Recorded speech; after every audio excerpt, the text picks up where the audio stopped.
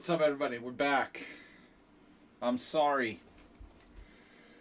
Sorry to be the bearer of bad news, but we're back. And I'm going to be back here for the conceivable future. The foreseeable future or conceivable future. Not going anywhere. We're not going anywhere for a while. I've taken a couple of trips this latter half of the year. So we are not going anywhere until April, most likely. But the good news is the next trip is in April, mid-April, and that will be the World Senior Team Championships. So I have an informal agreement with some of my former teammates and American master friends to, once again, for the second time, play in the World Senior Team Championship, which is in Albania in April. So I have a new goal. We've set the new goal, and it's that'll be going till mid-April. So if you'd like to donate and support our trip to Albania for the U.S. Senior Team 2, this is a completely self-funded effort. We have no financial support from the U.S. Chess Federation or anyone else. So appreciate it. Anyway, I just wanted to throw that out there before we focus on the task at hand, which is, well, we're going to get back to streaming on a regular basis, hopefully Tuesdays, Thursdays, Fridays, and Sundays, so at least 4 days a week. I know I've been away a lot, but we're back now, and that's all that matters. I know a lot of people have kind of forgotten about me if you don't stream on a regular basis. Chess viewers stream viewers are very fickle, so if I'm just gone for a couple of weeks, you forget I even exist. But, it doesn't matter. I've been doing this for 9 years. Right, Asterbait? We got 801 members in the team. That's right. Probably like half of them are like inactive accounts. But anyway, it's the thought that counts. All right, we got Blitz Arena. I mentioned the new stream donation goal for World Senior Team Championship Albania, April 2026. Right now, got Pawnda Arena. The link is in the stream chat at the top, and you have to be a member of Pawnda Team, or what is known as the Pawnda and Horses Club, technically. So, if you guys would like to join, just mention it in the chat, and someone will help you. We've got 5 players. Hopefully, we're going to grab more. I'm going to send out one more Desperado email or message, rather, not emails. One more Desperado message to team members. Now, you will join now. You will join. You will join now. You're being mind controlled. Pawnda demands it. Anyway, we try a different approach here. Let's see. All right. In 11 minutes. Last call. Starting in 11 minutes. All right. I'll just say 10 minutes, whatever. Anyway, so Pawnda and Pawnda went to the washing machine. Pawnda is clean. He hasn't had a bath in a long time. Feels like he gets a little smaller every time you put him in the dryer, though. You can't wash Pawnda too many times. Alright, we have to have him restuffed at some point. Send. Here we go. Alright, last call. Email. I mean, when I don't stream for a while, I end up not getting as many viewers, and subsequently not as many players for these tournaments. Normally, this type of Blitz Arena is very popular. We have 20, 30 players. But the fact that I haven't been on in 2 weeks is like, oh, people forgot about me. So please don't be disappointed if we only have like 10 players, because that's how it usually goes. Unfortunately, the thing that really holds me back, I think, is the fact that, Twitch has disabled, and now this is for a long time, Twitch has disabled messaging, followers, which is a tragedy. You could do direct messages to followers on Twitch, you could have a lot of viewers, but it's just like that's been disabled ever since then. It's very hard. I mean, I need to rebuild like the Discord, because Discord is a better way of um, of connecting with people, or somewhere anyway. So anyway, in the next 4 months, we're going to try to sort this out and get a better feeling of community here. But I'm going to be here. So just got back from Prague on Sunday. That wasn't very lucky. I played well, but I'm not lucky. So we don't talk about that. Okay, Sparklehorse Redusa, our director, Ruslan Baron Astrobate so far. Gia Shaki, if you join and you don't play, you're gonna get banned from the team, because you did that last time. So please don't join unless you're serious, because you cost someone else. That wasn't an arena though. That was a Swiss. So he did it in the Swiss. Yeah, arena doesn't matter so much, but please don't do that in Swisses. If you join in Swisses, you're gonna cost someone, time in a game. The Blitz Arena, not so important. You can drop out or come back as you wish. So we've got a Pia Kremlin quote: "When you finish a game, you're very happy and you feel like king." Well, yeah, that kind of depends on when you win or not. But anyway, but afterwards you see so many mistakes. So that's almost always the case, isn't it? Very deep quote from Pia Kremlin. All right. Yeah. So without further ado, we have 9 minutes till the Pawnda December Blitz Arena starts. So Astrid, would you like to go first and share your December, what's been going on? Let's all share a little story. I don't have any good stories from Prague. I didn't socialize that much. I seem to get more interesting stories at chess. I don't really have any good stories that I picked up. So what's going on with you? I see Astrobate's here. Iatan is been here before, but it's kind of new. And no one else knows I even exist.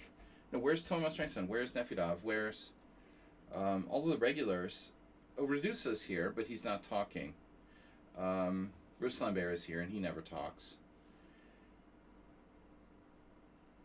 But we got an anonymous viewer. That's nice. Lots of viewers, huh?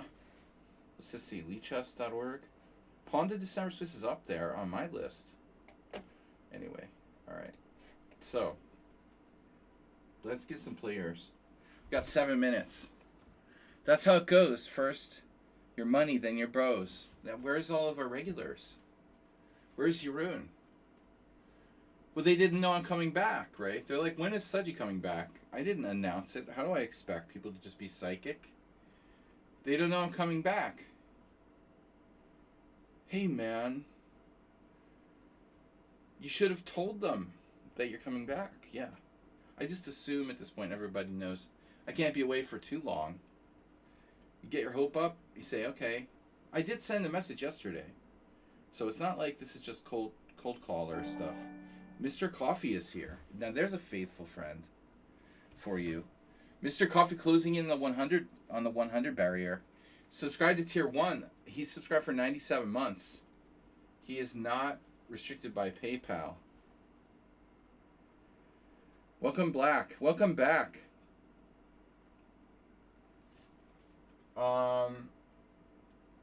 Yeah, be careful, Mr. Coffee. Don't give out your personal information to any strangers, especially not on Leechess.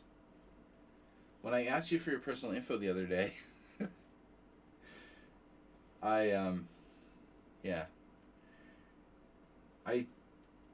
admit, like, you probably shouldn't give away personal information on Leechess chat. So, all right, here we go. No. I mean, yeah. I had a really weird thing yesterday. Tell me what you think. But somebody, like, I guess this was a phishing email. But it really looked like a legit email from Discord.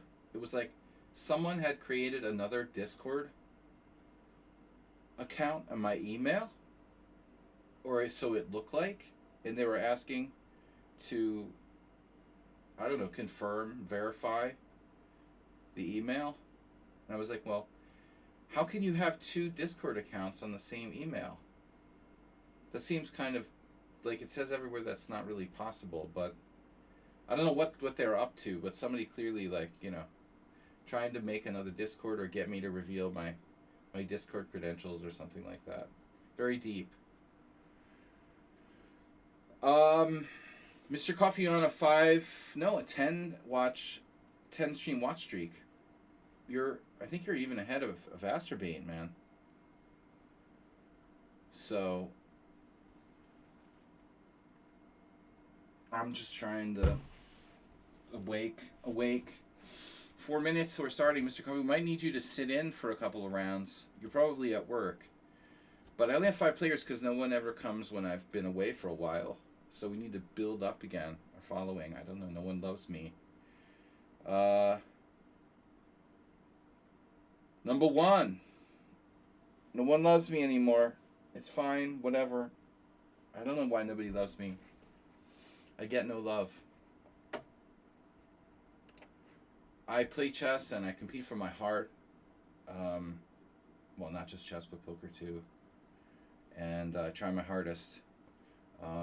Hopefully I get some love from the viewership, but nobody is here except for just our closest friends. Asterbate and Mr. Coffee. Alright, so we had one fellow Pawnda at Prague, EPT. I told Mr. Coffee and Asterbate about that. Cormoran KR from Latvia. He had a very good score.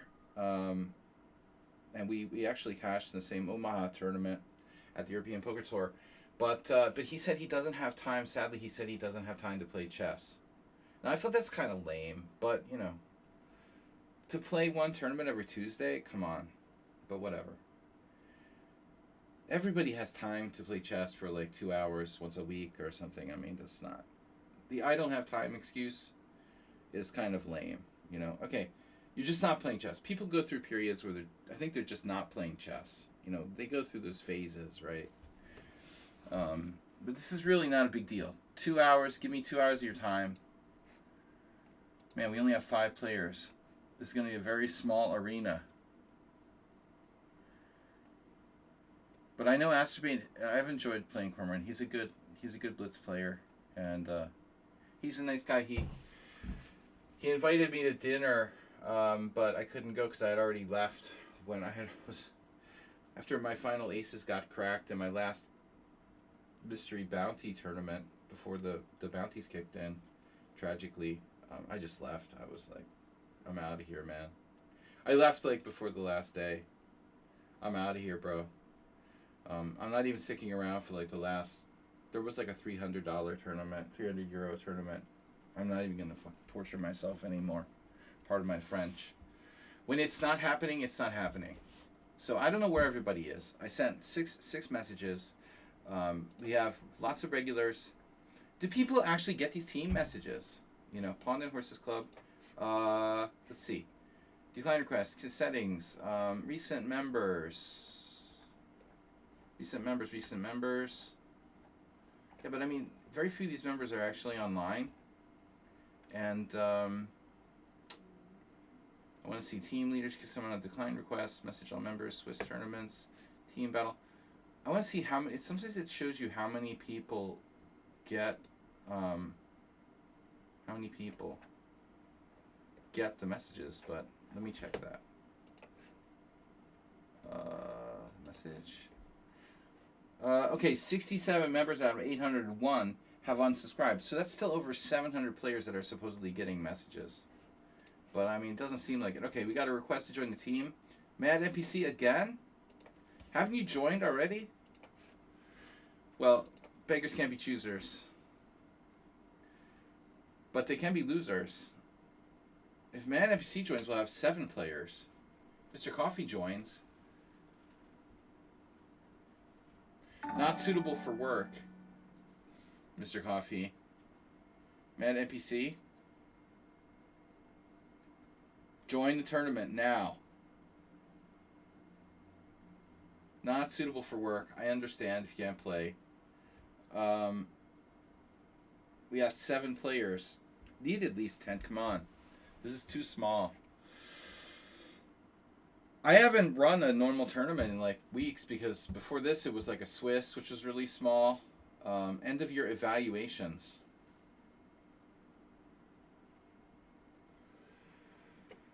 Ooh, that sounds scary.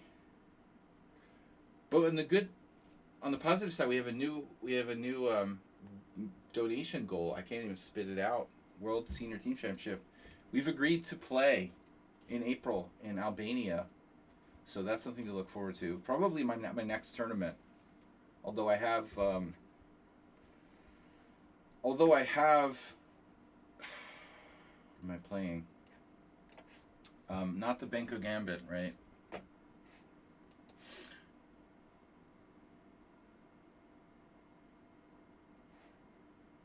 The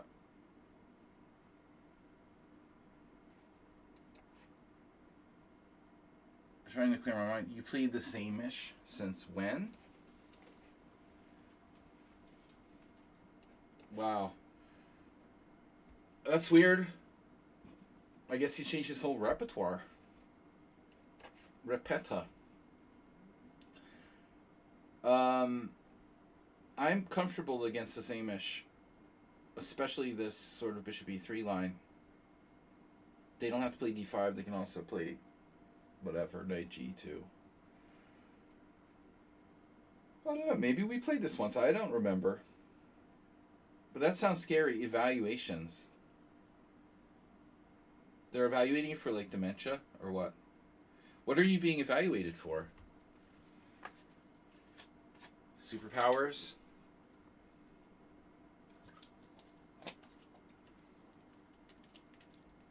Or are you evaluating the others? Mr. Coffee, I needed your statistical excellence to help me calculate, what are the chances of losing 5 money coin flips in a row? But I asked ChatGPT to do it for me.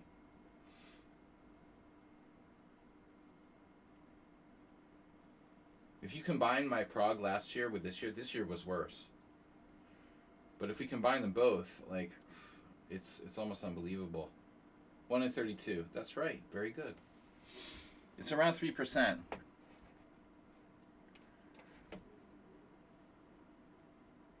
That's how lucky I am. I am truly lucky. And blessed be.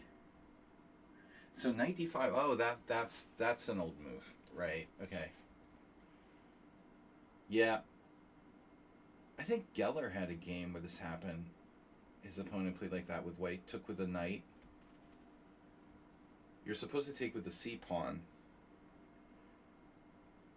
And this game was, an illustrative example of what to do with black. I saw in a book years ago.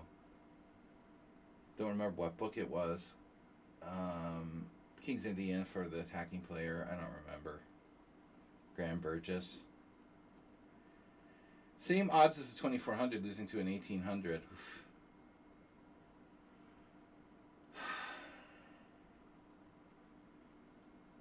Yeah, I don't think about it anymore. I just bore people by complaining about my bad luck.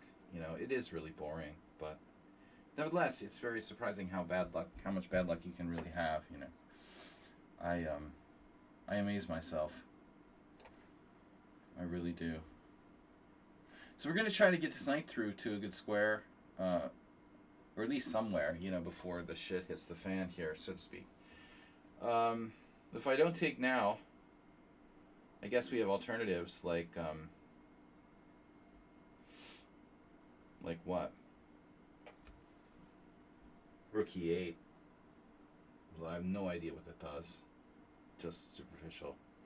So bishop takes, pawn takes. You could even play knight to d4. Another interesting move is h6. No, he'll take on f6 with a knight and then take on h6. That's no good. So the plan I thought was to take here. Okay, now he has no d5 square. He has a bad bishop. We need to bide my time now. 95, of course. 94 is not necessary. Okay, interesting. So that's a little annoying. Very smooth move. H6. H6, bishop H6. Yeah, he doesn't have to do that either. Okay, shit, it's raining. Oh my god. Are you serious? Why is it raining?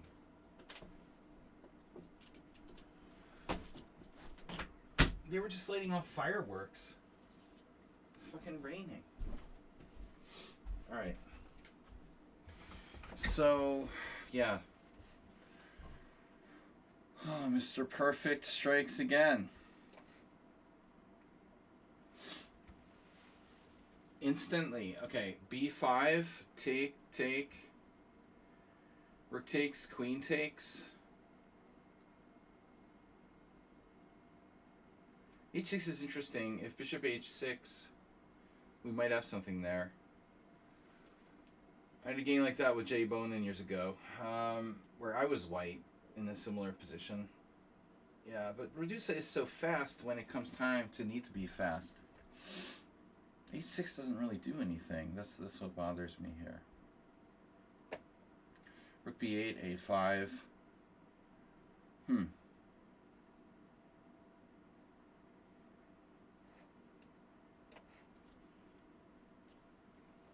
Similar to a game, where did I play at the World Senior? Bad Luck Bill. Yeah. I've never been lucky, you know, in poker. I feel. But maybe it's the same in chess, you know. It's just like always doing things the hard way. Hard work and determination. Some people are so lucky. H6, bishop E3, B5, take. What does this do? I don't know. This is just creepy, dude. You're creeping me out. Of course, there is C4.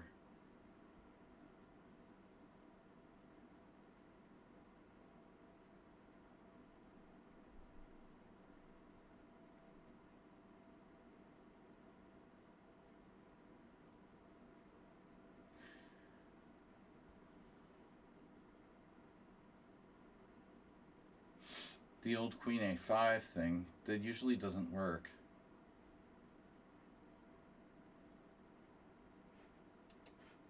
Alright, Asterbait, you inspired me.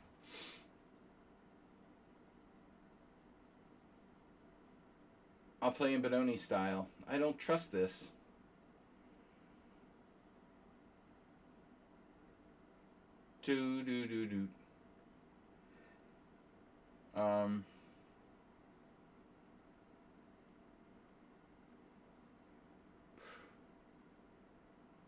My last hand at European Poker Tour in the 1650, I had aces. We're good on the flop, but the guy has a flush draw. And then a brick comes on the turn, and I lose on the river, of course. Because of course I do. I have to lose. That's my job.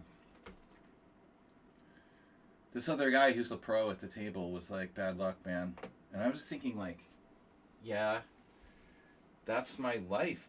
Pfft. F4. Wow. So you can do F4 for real? Holy shit. Oh my god, he has F4? Whoa. Should I check? I have no idea. Seems stupid to check.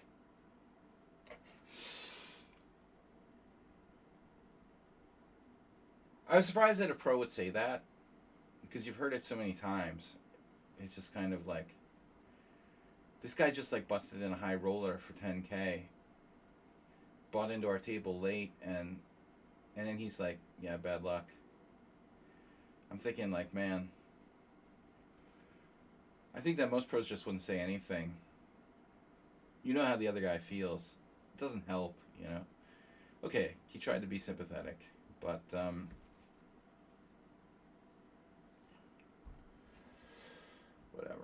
I just like complaining about stuff. All right, so take. What do you got? E5. I don't think it works. And I've got B4 in, coming on the way. This looks good. Rook E8. Why not? What do you got for me? I still have B4. So that I don't understand. Though maybe. What's that? It feels like he's making kind of random moves. That's a good sign. Random moves are good. I have knight takes D5.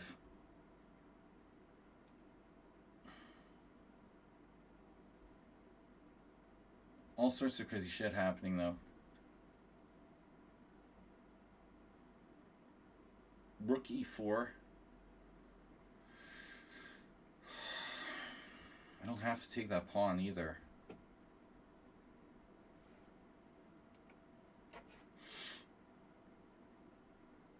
I'm playing it safe. I feel like I'm playing it safe here. Not getting involved in any wonky tactics. But maybe I'm playing it too safe.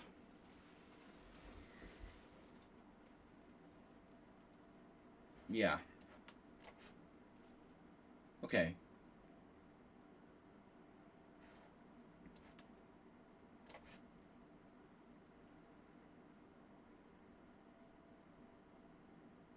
Right. Well, our pieces are certainly active. And we're not unhappy to see that.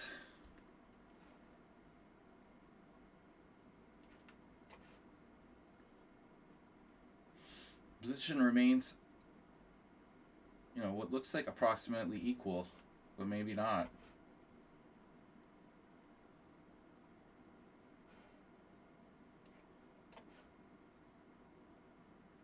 I have rook there.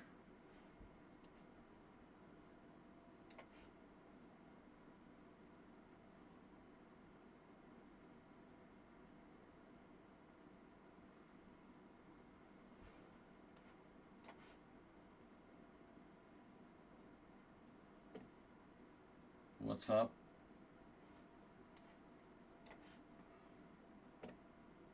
Easy. He saw his move there. I thought he had a move there. Oof.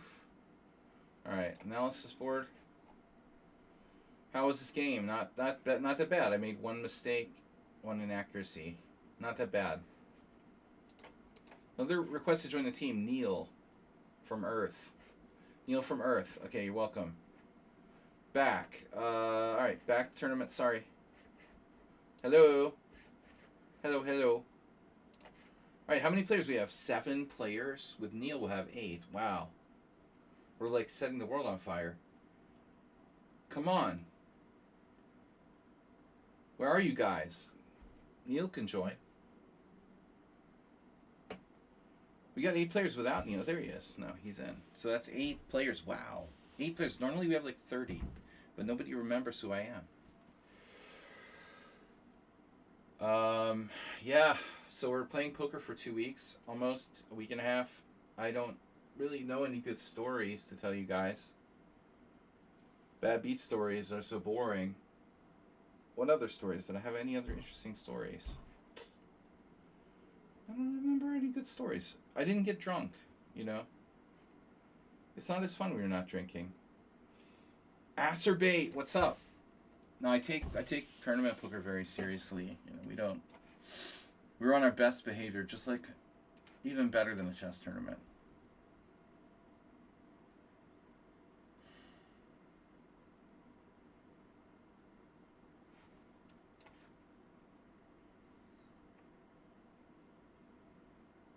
That is a bad move. Do not do that.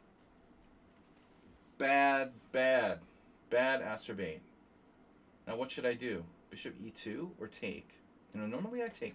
c3, okay, I guess you could try to argue that somehow a6 isn't that bad in that instance.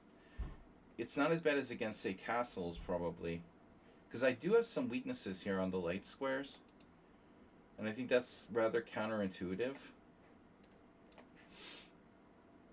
But the tempo that you lose with the a6 is... It is pretty significant. You know, we're going to get people who are dropping, by the way, guys. So don't be too surprised if that happens. Very generous of you. Thank you. Thank you very much. Thank you very much for that. That pawn. I can use that. Influential pawn. Guys, let's get 10 players. Come on. The opponent left the game. It happens all the time. Don't worry about it. It's an arena. It's really a bummer when it happens when we have a Swiss, though. That definitely sucks. Alright. Asterbate doesn't have enough compensation for the sacrificed pawn here.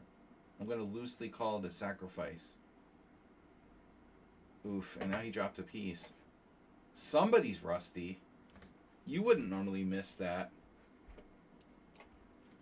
Asterbate missing a simple one-move fork. Have you been playing hooky from the chessboard? Not typical of him to miss a one-move threat like that. Very surprised.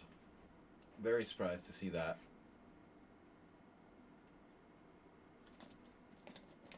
As usual, he's playing too fast, but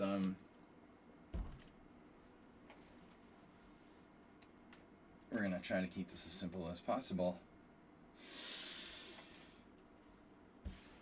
Yeah, well, you're down a whole bishop, so it's over. Nice knowing you. See you in the next life.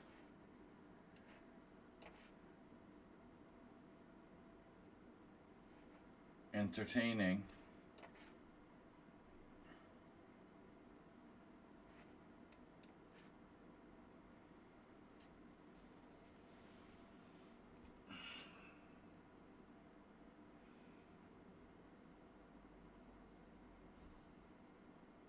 Good thing my rook is on d6, blocking me from doing a bishop. Okay. Alright, Aspie, gotta take more time. Especially you're playing a strong player. Your ruin is here. I'm sorry, guys, I should make an announcement, like in our team, in the Discord, that we're back, but I always just send a message on Lee Chess, and I know a lot of people don't pay attention to those Lee Chess messages because so many people are like spamming in the Lee Chess messages. I think that in a lot of cases people have just completely turned it off or tuned it out or whatever, you know. So I don't know. I mean, I think the Lee Chess communication and messaging system should be overhauled, among other things, but it's just not an effective way of communicating with our base, you know.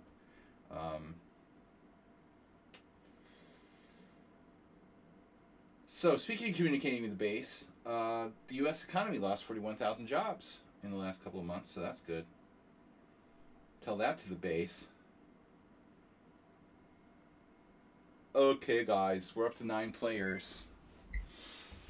I am unemployed.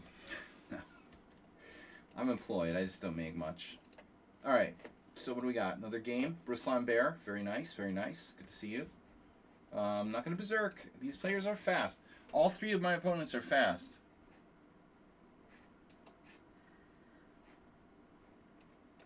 I have 3 quick opponents. You know, they may not be good, but they're fast. That's grotesque. C3, beginner line. It's totally grotesque, of course. But Ruslan Bear, he plays coffee house openings. That's what he does. That's his job. So what I try to do now is, what I usually try to do here is prevent e5. So queen c7 is a way of really locking down control of e5.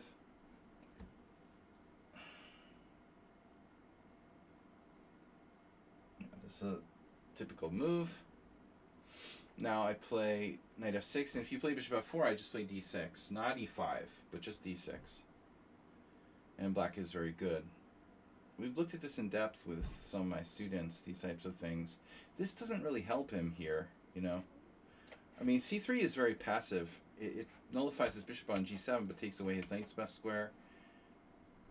I don't know how you resolve, like, the b2 pawn needing to be protected in the future. Because, like, b3 and c3, you can't really play. Acerbate, any suggestions? It's tempting to play d5, I know. I know it is, right?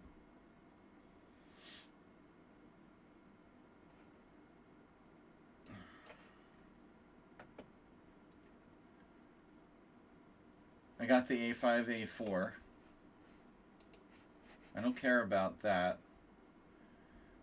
And I'm turning a4, grabbing space, maybe some rook b8.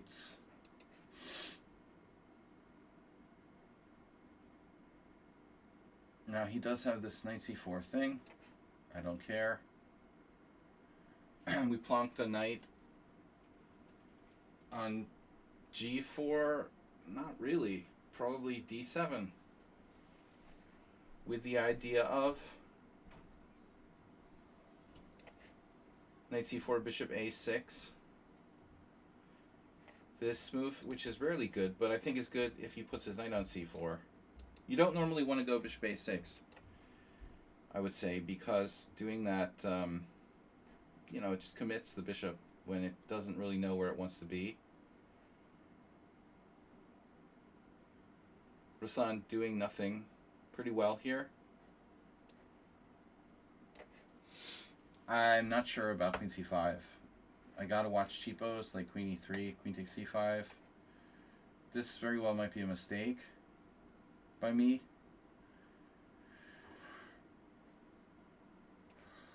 I was looking at this. His b2 pawn is awful. It looks truly awful.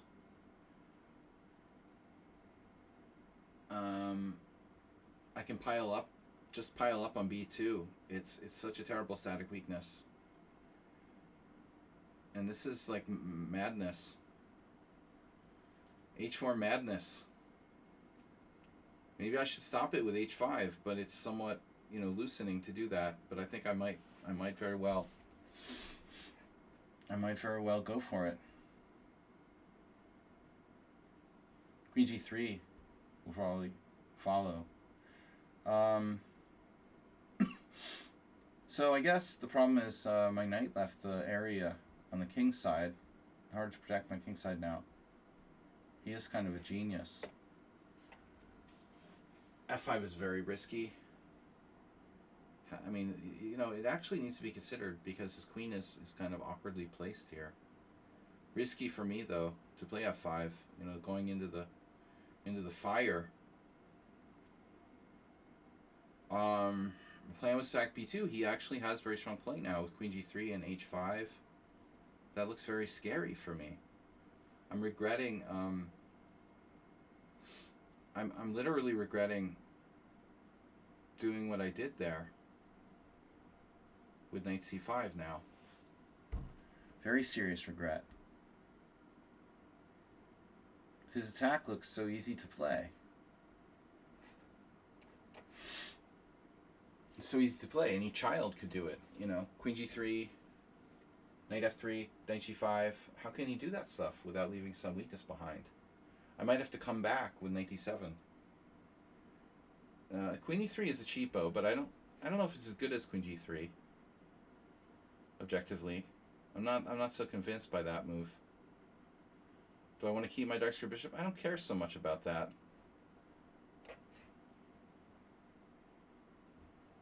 But he's playing really well, I would say.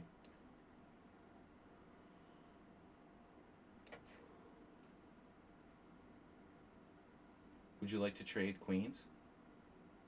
How about a queen trade? Then you don't really have an attack on the king side.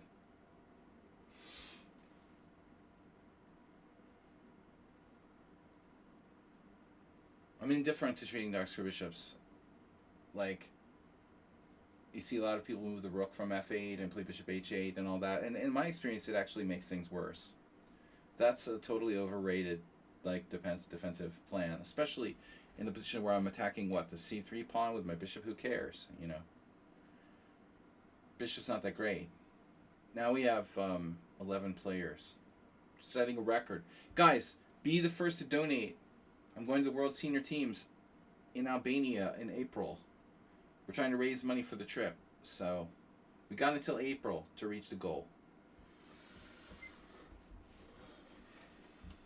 Just so you know, World Senior Team Championship, USA, Team 2, self-funded. Just like when I went to Poland 2 years ago, we did very well, and I'm looking forward to a great event. 9 rounds. Now, you don't want to trade queens, eh?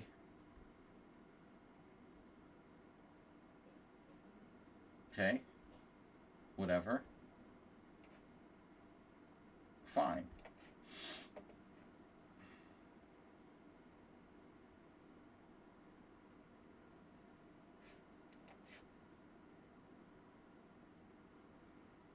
It's a little hard for him to do anything now. Interesting concept would be, yeah, knight f3, f6, but then maybe knight d4. I don't know. Even that might be good for me.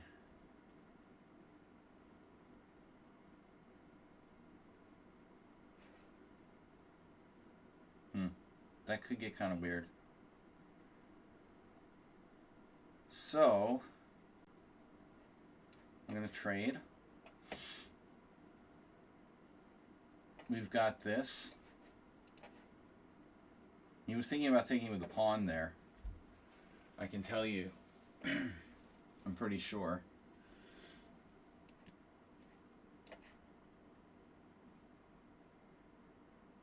I like rook d1 for white. You should definitely get that d file going.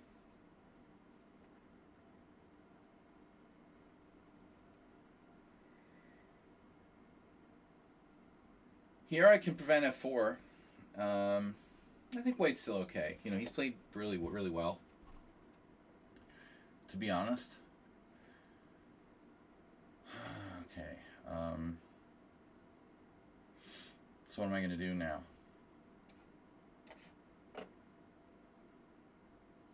I'm threatening bishop a2. Oops. Oh, no. Whoops.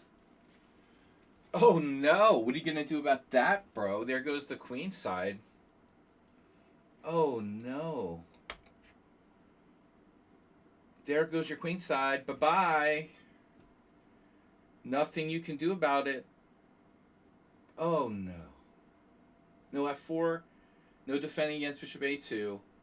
No checks. No nothing. Yeah, that's a little slow. Oops. Bye-bye. I can't say I've ever won an Accelerated Dragon exactly like this before. But it's nice to have a clear plan and just execute it. You know, like the whole plan was b2, right? That's why his structure is kind of bad. I mean, you normally don't do knight takes c6 with white and Accelerated Dragon. It's a beginner thing to do.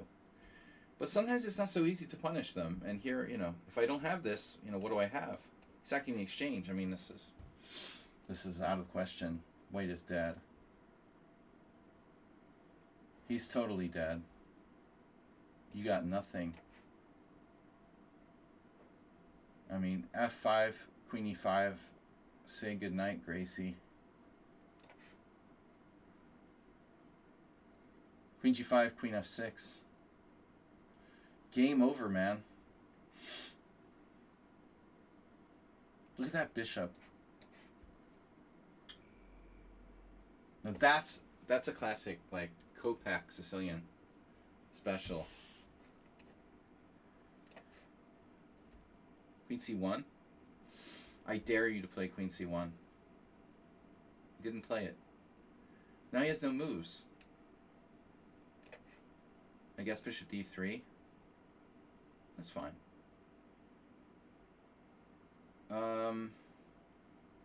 Fine, whatever. I go here again. Now we just slowly make progress. You have no threats, do you? No serious threats. Rook f8.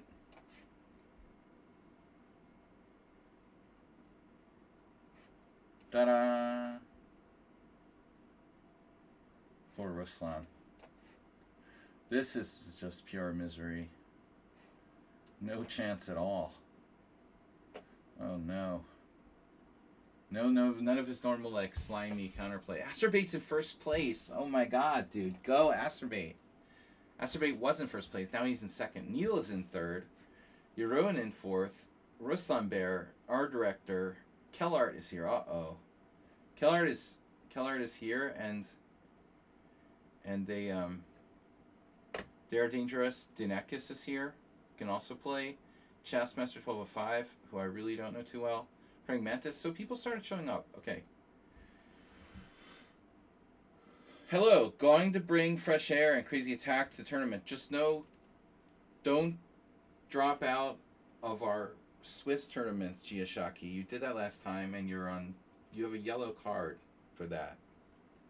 Last time you were in a Swiss, you just, like, didn't play your game against me. I sat there for like 10 minutes waiting for the game to finish. It's not cool. So this is an arena. It's different, but if you do play in the Swisses, please don't do that.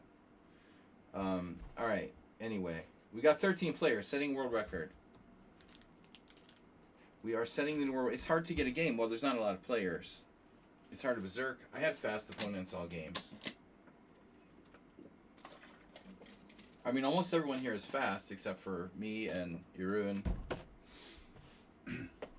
Another fast player. Okay, Dinekis goes with King's Indian type setups usually. There's nothing special the English player can really do there. No, you were playing another game, Giashaki. That was the problem. You were playing another game while you were, like, losing to me on time. You know? It was weird. You were, like, in the tournament and you're playing another game. So I don't know what you were doing. Alright, so I'm happy to see this, though. I had a game a couple years ago against the Hungarian IM, where he got a pretty good position in this line, but it should be kind of a good line for me. Now, interesting idea here to play knight f3, I wonder. I'm pretty sure I played b3. But if I play this seems very natural for me. You know, it's like it's a Grand Prix Sicilian in reverse. If you take my pawn, you know, you're going to get all kinds of problems. So that's very dangerous. Anyway, sounds like we're in the tuberculosis ward. Neighbors are coughing. So he just takes. Now, okay, so now we have a legitimate choice. I can take either way here. If I take with the G pawn,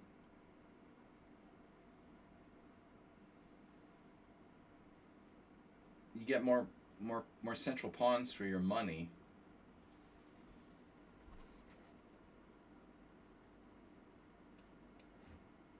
I had actually originally planned on taking with the E pawn.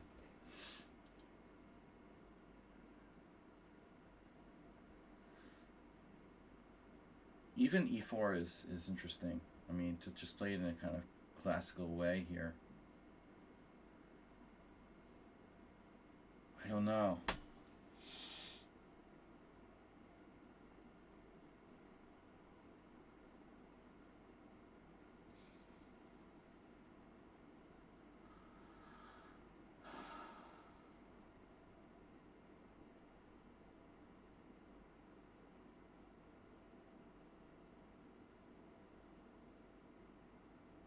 I don't see I can play bishop g5. I think my bishop deserves to go to the long diagonal. Other bishop. This is a tough one. Dark squares for me are very weak, but I have a big lead in development, you know. He'll probably play bishop b4. Is that even good, though? I mean, if you think of this like a scotch. Bishop b4, e5. Queen e7, queen e2. What do you do? That looks like a bad scotch for black. Can he even allow e5? I mean, bishop before e5. Yeah, he doesn't want to allow e5. Now his bishop shut in, but that's okay. It's a shut in. So now what do I do? Where's his bishop going?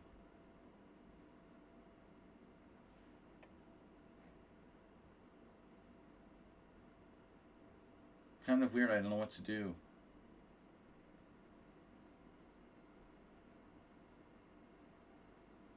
I don't know where to put my bishop. This looks like the right square. Yeah, I mean, I guess if he tries to do something fancy, like take, knight g4, that move is very slow for black. I'm prepared to castle either way here. Either or either. So, bishop h3. Don't know about that.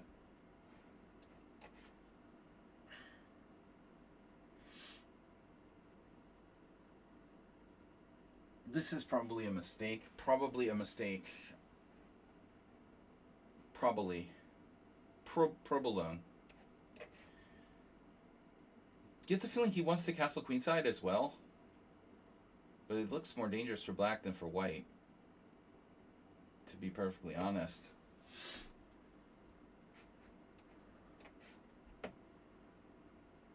I have a pretty big, chunky control of the center in this position. Very chunky. Chunking. Now, we're going to see, you know, something that's been bound to happen for a long time here. Essentially. Neka is playing pretty well, I would say, you know, positionally. Now threatening bishop takes c4. Well, okay, that doesn't give me too many choices now. I don't really want to weaken myself. Queen a4.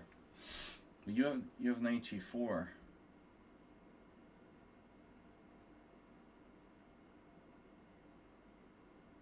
G4 is very annoying.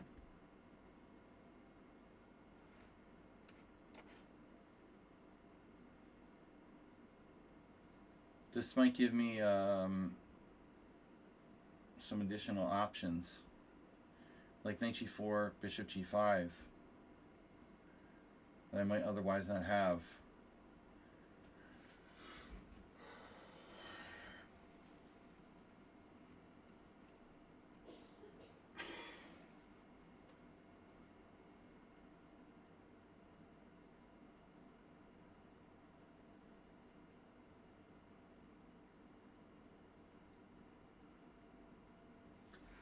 Yeah, so bishop d4, it would be the preferred move, but he can hit me with c5. So with this move, I just kind of buy time.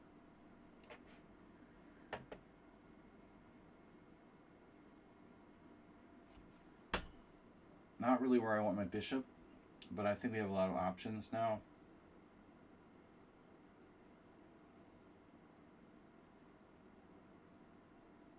I mean, probably, we do have a lot of options, even knight f4. Probably rook f1, rook df1.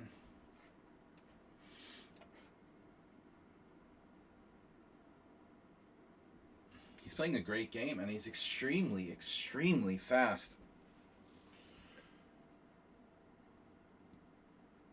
Objectively, he's probably worse, but it doesn't make it easy for me. Oh, that's just stupid at that point, I think.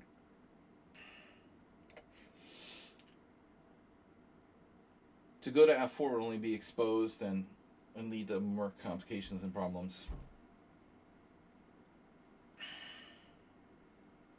So I have knight f4. Bishop f4 is just to give him g5, a million things. He's so quick.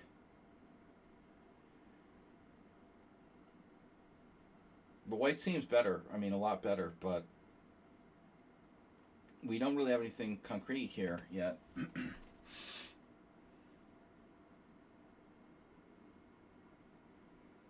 F4 is tempting.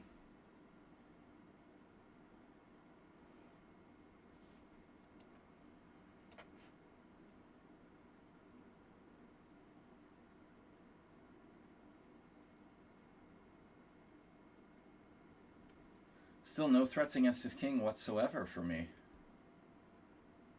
Did I miss knight f4? No. Wow, he went back. That's a very passive move by black.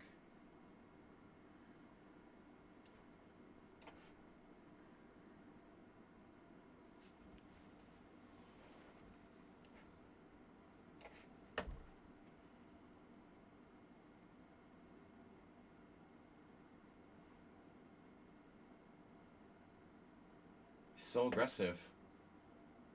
Using to trade pieces even though he has less space. What's that do? I don't know what he's doing.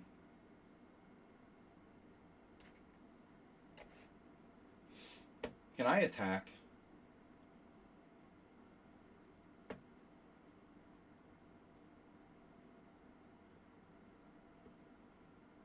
When you have less space, you should allow exchanges, although I don't know. You know, he should have exchanged bishops with bishop g4 and bishop trade light square bishops. I mean, it's weird that he didn't.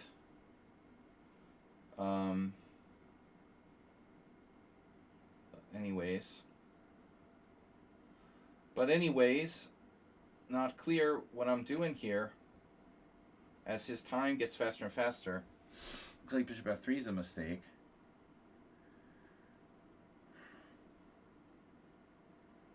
Hopefully not a serious one.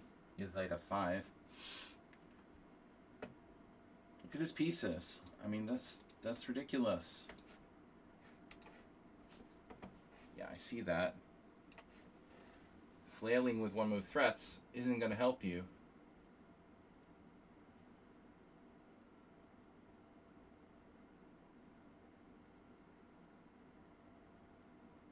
Yeah, we have a very strong position.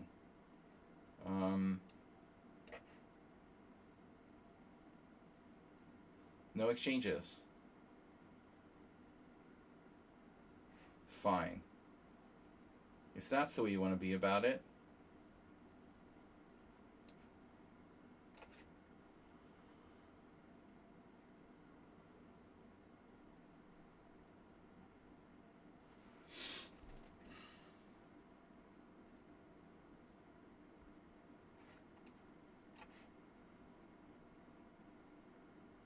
What?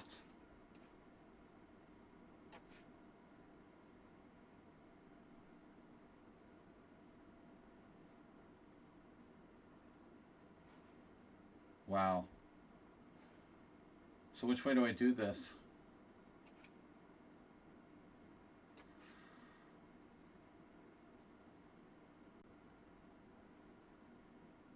I think I see maybe the best way to do this.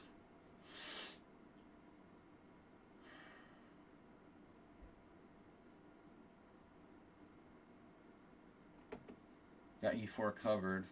What? Oh my god.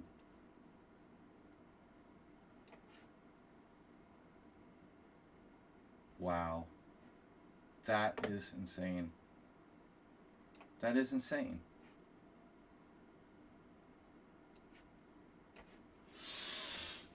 I'm really pissed off right now.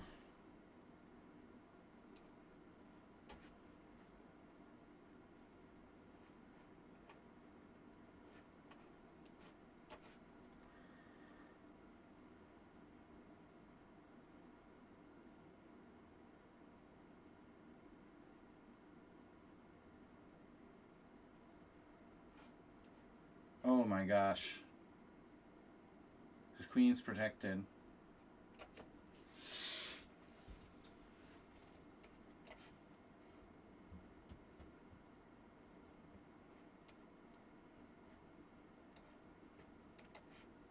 This is crazy.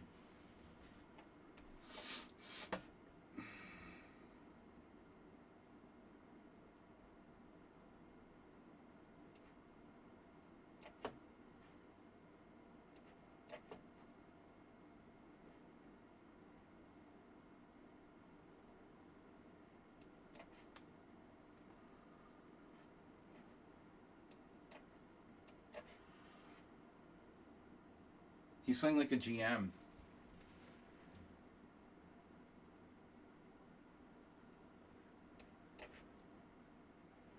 I thought I was winning his queen, but it was protected.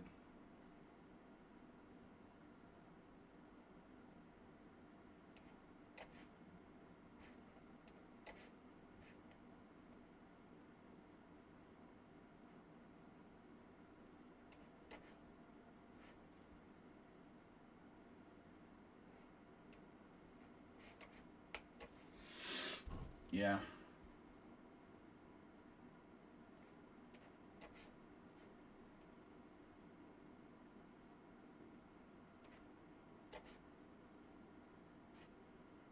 What?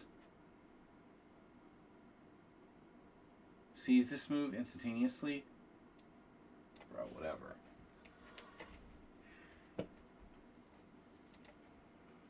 Bro, whatever.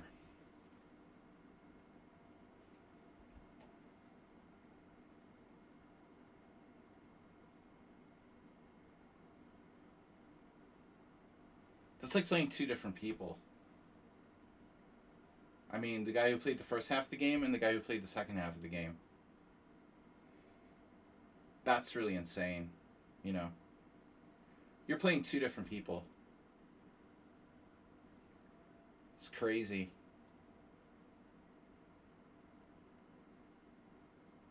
Look how merciless he was once I blundered there. Look at the statistics. Do you see any inaccuracies or mistakes after I hung a piece?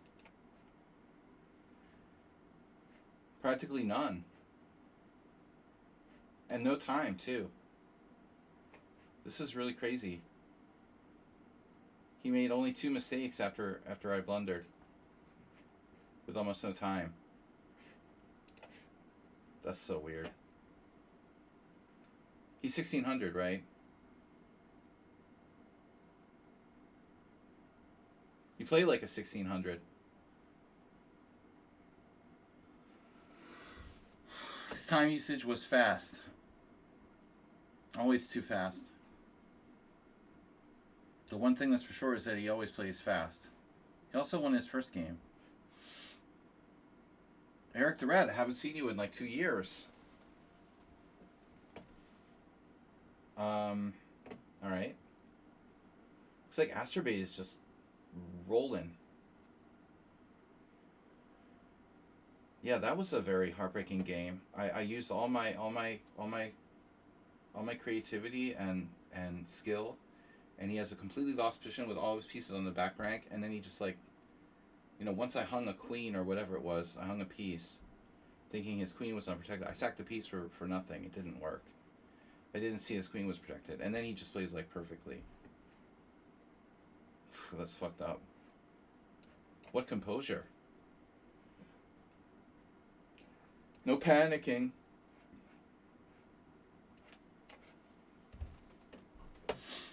Yeah, that's a terrible move. I don't know why people do that. That's even worse than Asturbate's one. Never play A6 in the Roslimo. It's not the Spanish, okay? You haven't played E5. You're playing the Sicilian, not the Spanish. Your development is a lot slower. But honestly, you know what? I don't even care about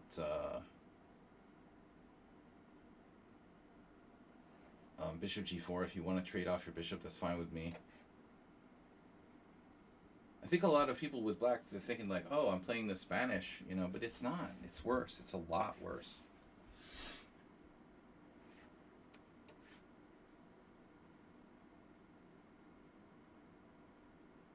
Yeah, this is just no way. Very bad for black. He trades pieces, which eases his cramp a little bit, but... Okay, in this case he didn't. Which is interesting. So I don't know if I should even do this or not. Knight g5. While very tempting, is it even a good move? Well, I mean, I do open up the f-file. That's double-edged, too. Maybe I play bishop e3 first. We just drive you back. Wow. Okay, that's suicide. So I'm definitely taking Dinakis over Ruslan Bear if they have a heads-up match. Ruslan Bear is just doing things that no one in their right mind would consider. You know, giving the bishop on e6, you know, and letting your pawns get destroyed is suicidal. Dinakis would never do that. He would find a way to, well, move the bishop back, man. I mean, you got to move it back. You've got to move it back to d7 or c8, or at least protect it with the queen.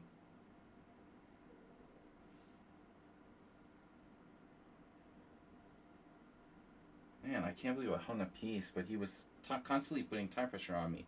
That's the thing, you know.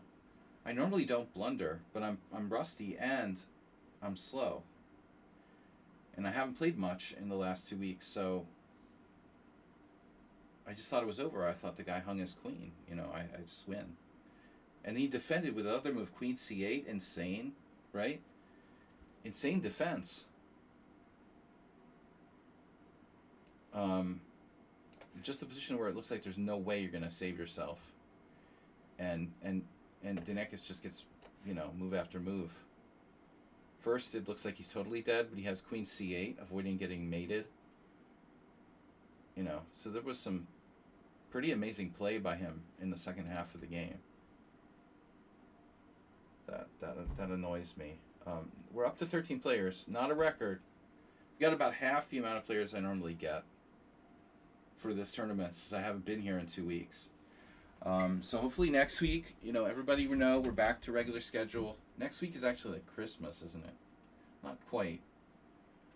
So next week we're still good. It's the 23rd, actually. Yeah, 2 days before Christmas. Whatever your beliefs are, there's no excuse not to be here next Tuesday. I don't care what holiday you celebrate or don't at all. Next week I want to see at least 25 players. Acerbate? Acerbate? Hello, Julie Proderbest, or Yuli. You're European, I guess. Yuli. How does the position when both kings and the majority of their pieces are locked in a pawn cage? Yeah, that's not good. That doesn't sound good. That sounds like Dinakis' position in the first my loss 2 rounds ago, but he's so fast. That is a unique move, Astrate. Never seen anyone do that. I have never seen anyone play that move before. Very unusual.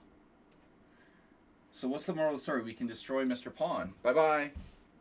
Bye-bye, Mr. Pawn. Now, why would you want to do that? Why would you want to do that? Why would you want to have a bad pawn on d5? You could have just traded him off. So you think you can maintain this thing on d5 in a favorable way? Wow. Maybe you can. Maybe you are a genius. You know, if I castle, he can try to launch some sort of stupid attack with h4, but objectively that's unsound. You know, if I play queen a5, he plays bishop c4. So the question is what to do. I think I should castle and evaluate based on what happens next. We have e6. We have e5, maybe. Leaving the pawn on d5. I kind of like this option. You know, but objectively, he's making this work.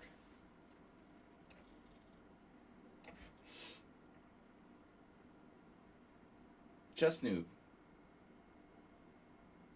Closed and open position. Well, it's hard to define. Closed is closed. Closed, you know, really closed is obvious. This so-called semi-open and all that, you know, it's hard to define. So, wow. Yeah, Acerbate is going for it here. Black looks good, but can I maintain the pawn on e4? So e4. If I play e4, he can pile drive a lot of stuff on that pawn. I don't think I can pull it off. I think I'm going to have to take. I don't love that, you know. I wanted to play e4. So he's still okay here.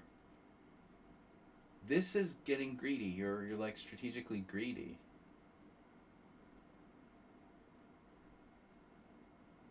I mean, you're just being greedy. Why do you have to do that? Why don't you just take the pawn back?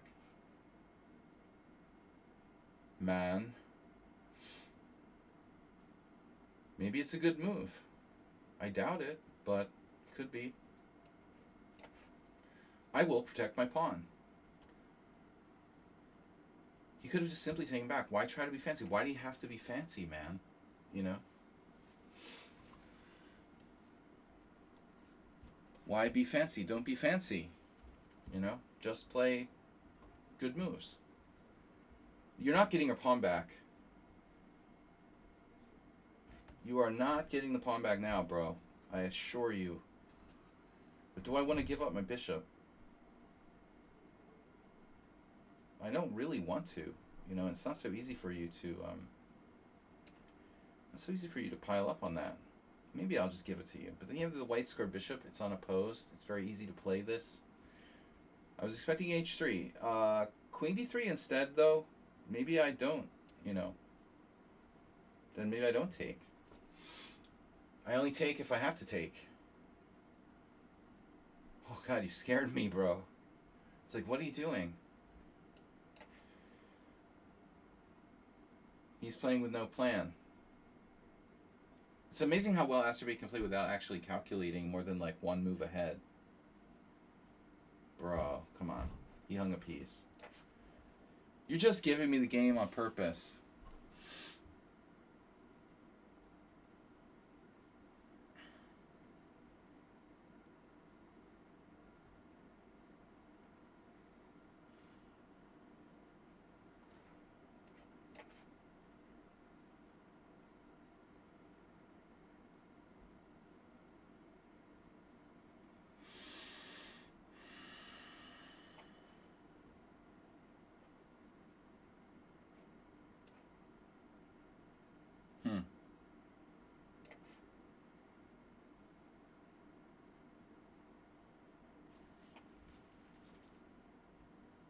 Not good. You don't calculate.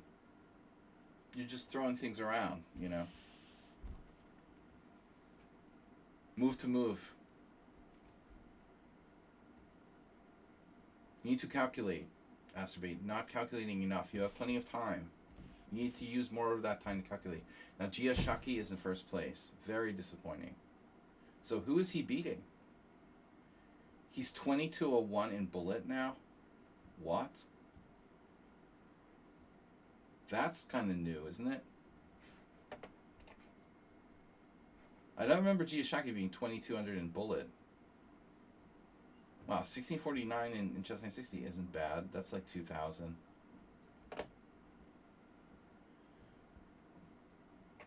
Disappointing. No, I didn't mean that. Didn't mean that. Not disappointing. Did I say that? Disappointing? Why would it be disappointing? Not disappointing.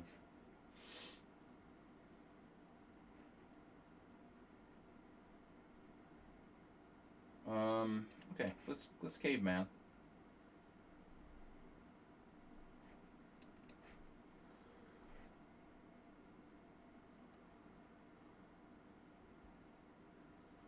I mean, I don't care if you're 2200. I wouldn't be disappointed, you know. It's looks fine.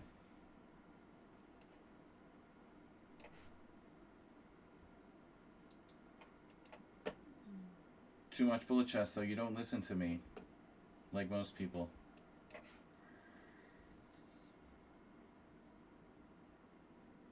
You know, the one thing that a lot of bad players have in common is that they don't listen to me.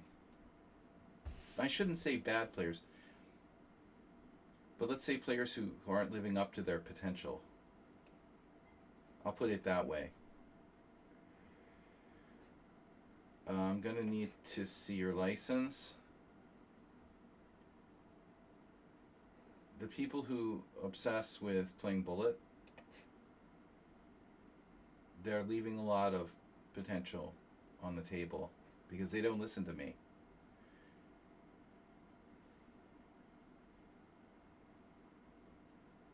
Don't play 5-3 like it's bullet.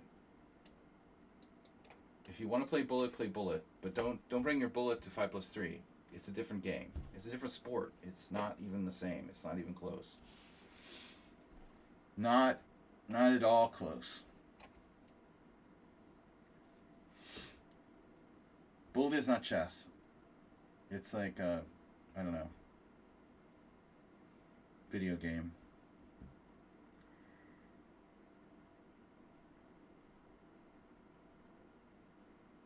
Wow.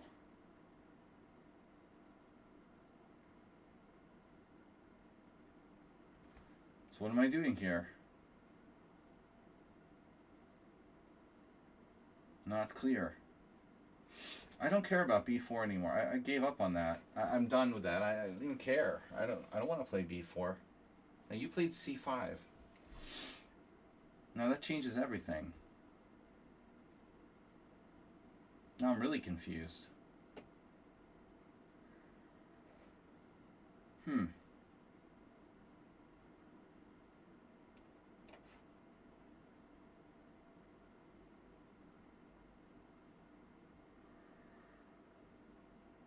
Yeah, no, I didn't expect c5.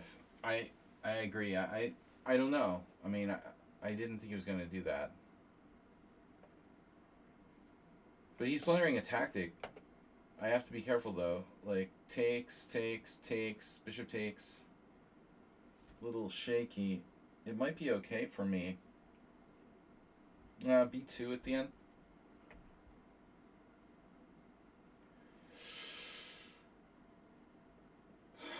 e4, bishop takes. Crazy stuff going on there. I don't want to go into that.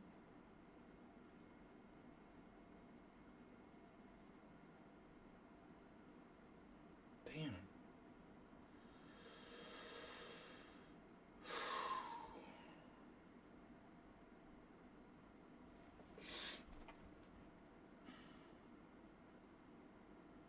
You know, this reminds me of this game I played years ago with my best friend. It's very similar. I was better the whole game. It was like 1987. I was better the whole game, and then I like hung a piece, and that's how it ended. It was really stupid.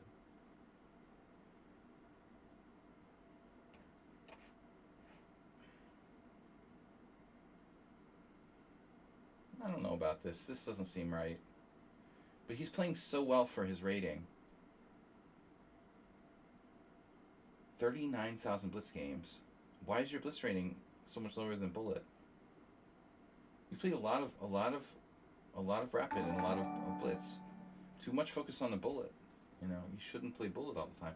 WJ Loof, I was thinking about you because I was on Discord and I was looking in the photos room, you know, and I noticed your old posts there on the Discord. Some of your old posts in Discord. We need to get back to the Discord. All right. Yeah, this is kind of what I figured. I was figuring on biggering and biggering. Anybody? Any Lorax fans out there? Dr. Seuss fans?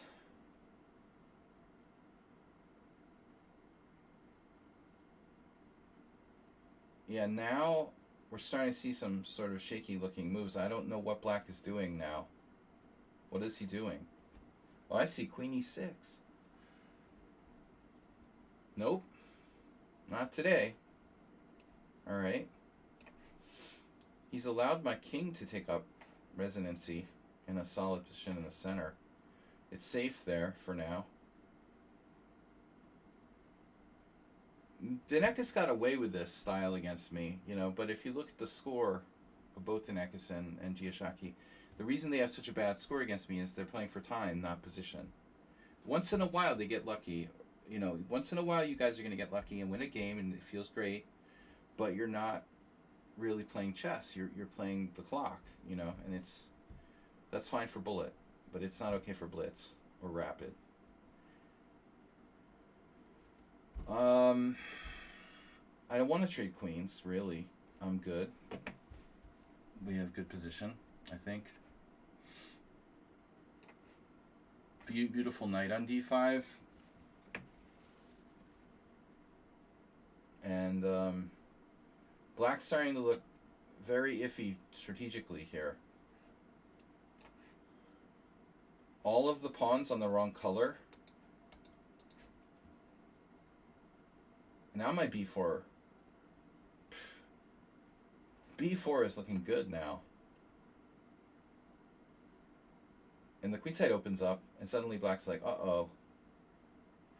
Black's losing on the queen side. Although I wouldn't mind a winning sacrifice somewhere here soon. He's still hanging on though. Rook takes check, no forks. A4.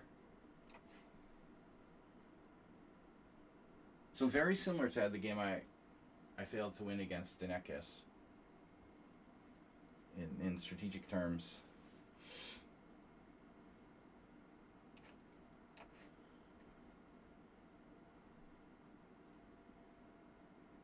I just take toward the center. Push. Whoa.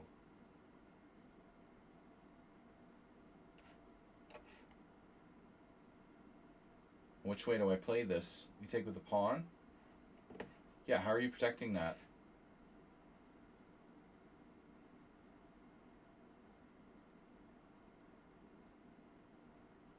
Oh, is the stream frozen? No? Oh, you allowed to fork. Oh, no. Alright. This is where we close the deal.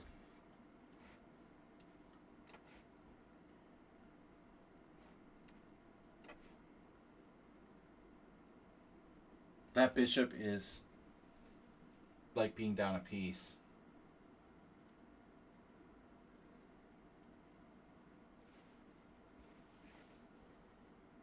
Do you have something there?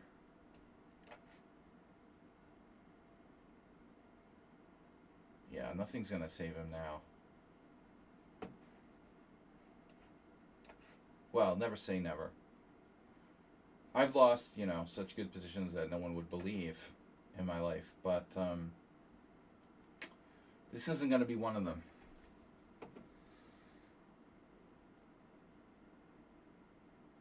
What's up, Reduce? Just played one game and left? It's important that I win this game and everyone else beats Giashaki because, you know, he's among the leaders here. Now, speaking of bad bishops.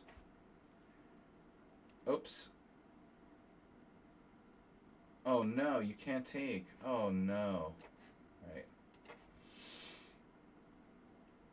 Well, he's lost almost all of his games. He only has 3 wins in the middle, you know, surrounded by losses.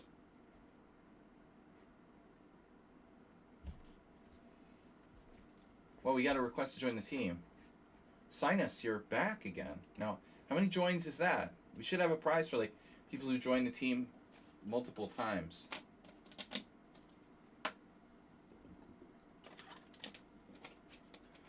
Black was okay in that opening. You know, what I did wasn't anything.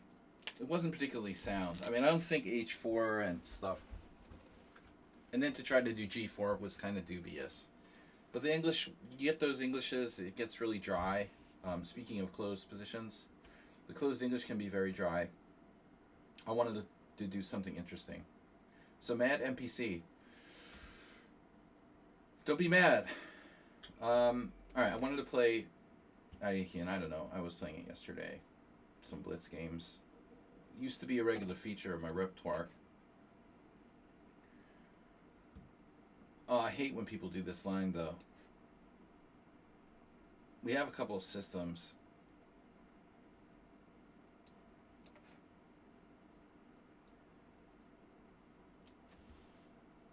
Oh, that sucks. That's just boring.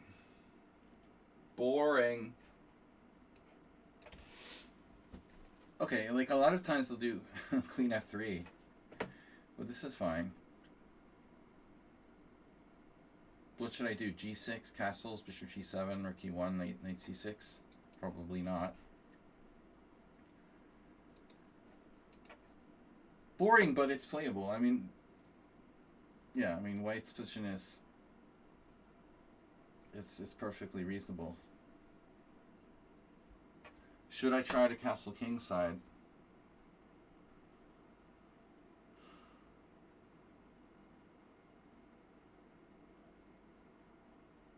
Safer to castle kingside. I guess just g6. So, bishop, I don't know. Okay, rook e1, bishop g7. Do you play d4 or just d3?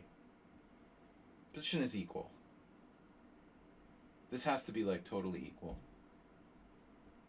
But white gave up all of his opening advantage.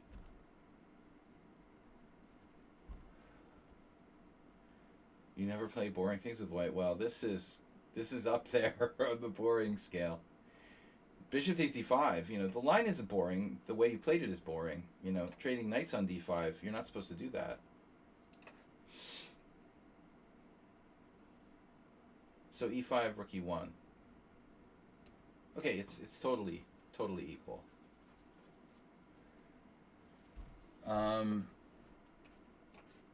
I don't want to do anything crazy like casting queenside. But there is a risk I'm running care of the game, you know, petering out to being kind of drawish. Now you want to trade queens. That's nice. That's really... Speaking of annoying things, that's also annoying. Alright. That is an issue. We have an issue. Wow. What a move. Queen takes e5. d5. I don't like my queen side. I can play queen d6.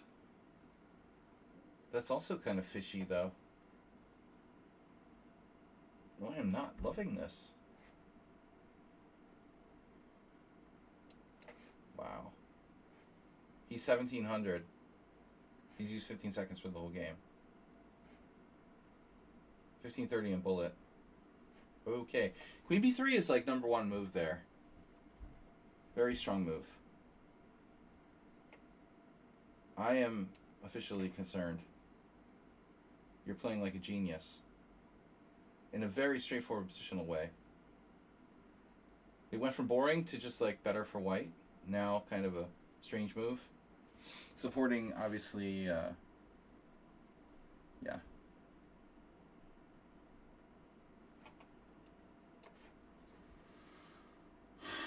He is a genius. Very good. Too strong for your rating. A little bit too much wanting to trade pieces, though. Why do you like trading so much?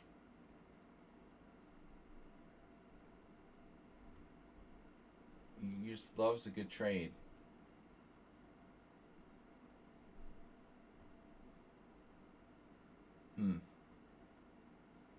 Problematic for me to win this. How am I going to win this? Draw is one thing.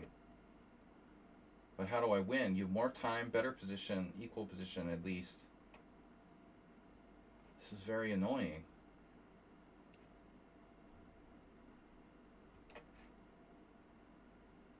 Who is this guy? Not my style.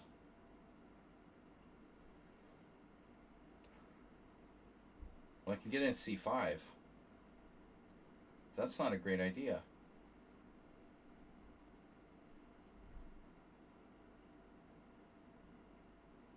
Yeah, I'm pretty phased, man. 1530 bullet, 1700 blitz, 1600 classical, 1400 classical, 1641 rapid. You wonder what I'm doing? So am I.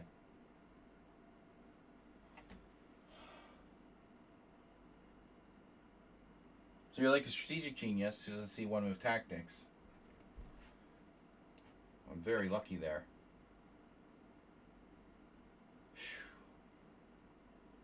Extremely dangerous.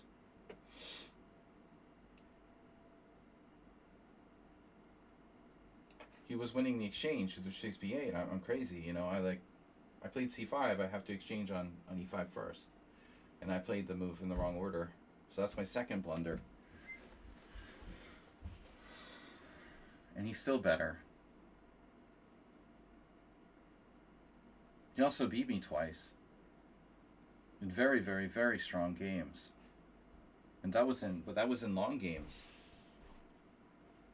So if he wins this game, you know, he's got a huge score of 50% against me.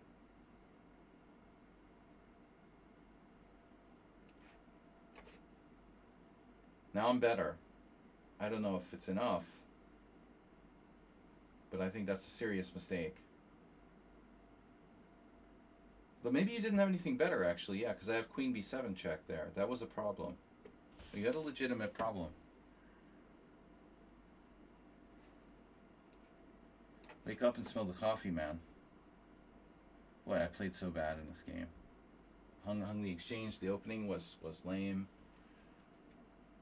But you deceived me. You know, you played this super boring knight takes d5, bishop takes d5, whatever, and then all of a sudden you got a little edge because I couldn't get in e5.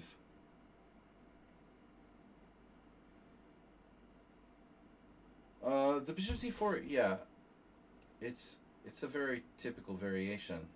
Lots of club players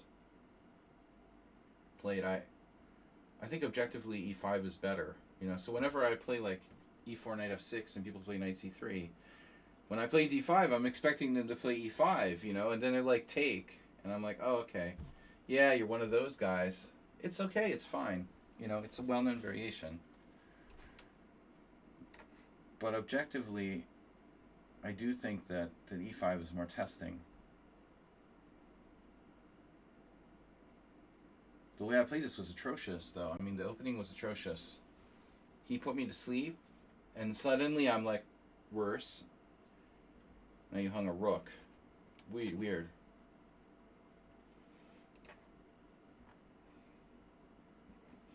You made 3 inaccuracies and 2 blunders. Take away the inaccuracies, you basically, yeah.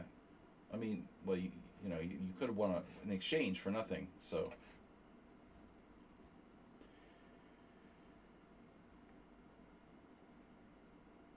You're a great player who just needs to work on tactics. But I mean, strategically, you're very strong. I mean, the way you handled that opening, and with simple play, you got an edge. Your weakness is easy to correct. You know, that's the easiest thing in the world. Do tons of tactics and combination puzzles and stuff. It's so easy to fix. It's not easy to become a strong strategic player, but if you have problems tactically, I think it's the easiest thing in the world to get better at, especially today.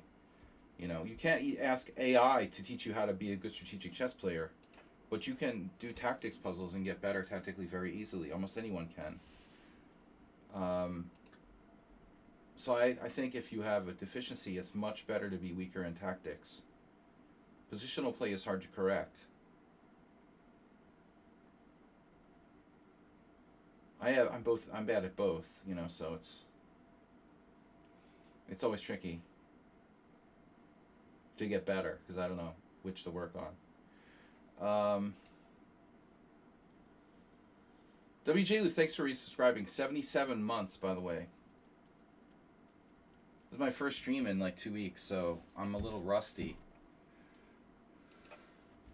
I tried to play a couple of games before the stream, but weak opponents, and didn't really count as a warm-up. And while I was gone, I almost didn't play at all.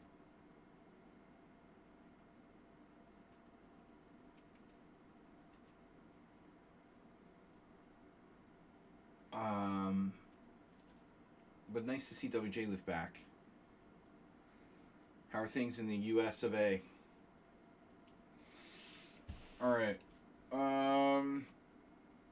Guys, don't forget to donate. World Senior Team Championship. Your tactics are decent. Well, I mean, you didn't see Bishop takes B8. Simple moves. You didn't see Bishop takes B8. I mean, maybe when it comes to like doing puzzles, you really look for the tactics, and that's different.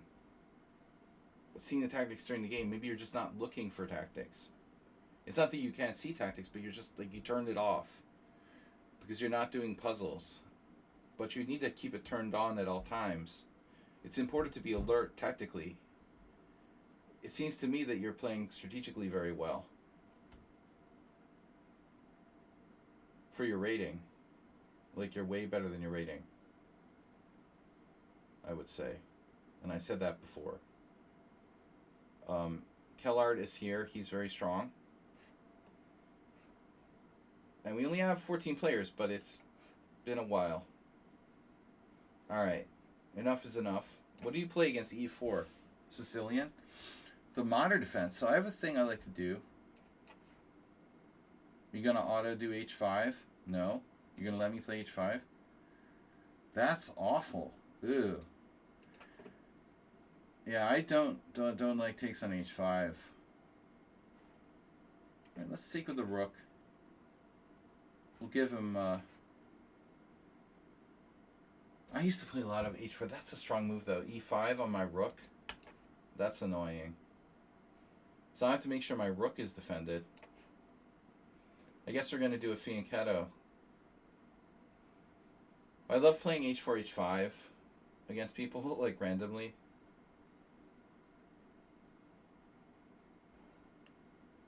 Roy Lopez. Someone mentioned I'm a Roy Lopez player, they said.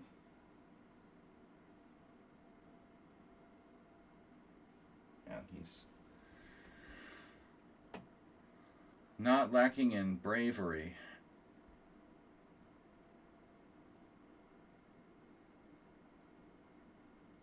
What am I doing here?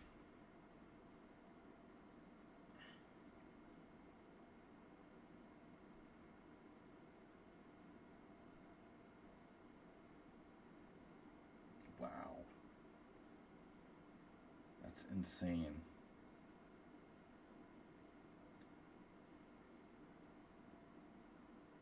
Dude. Okay, that's a crazy move, man. Wow.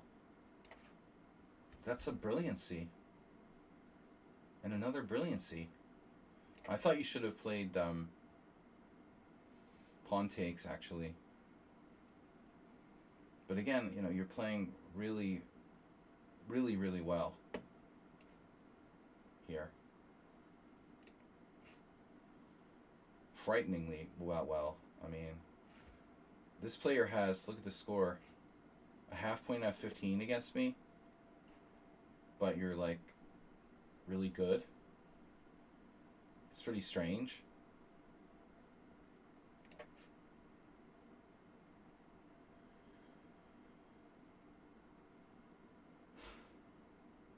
Playing the best possible moves, like in a sequence.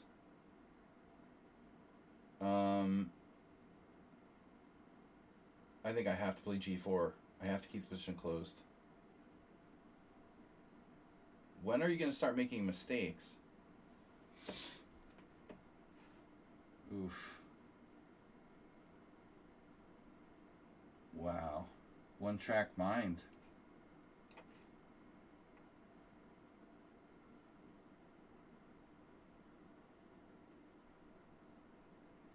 But I kind of give up preaching to people because it just doesn't seem like it's worth the time.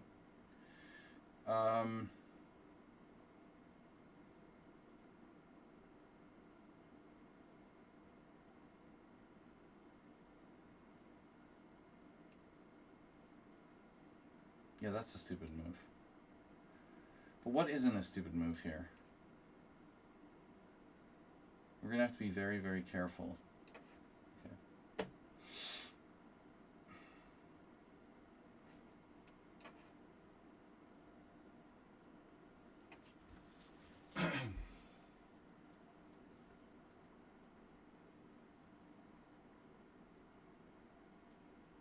So what's up with your H pawn? How's he feeling? Good? Everything's okay with that? He was sacrificed by General Putin.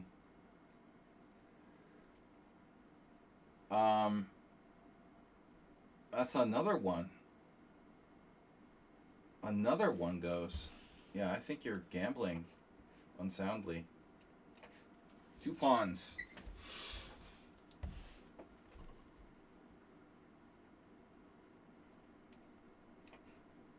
My king's going to end up on H1.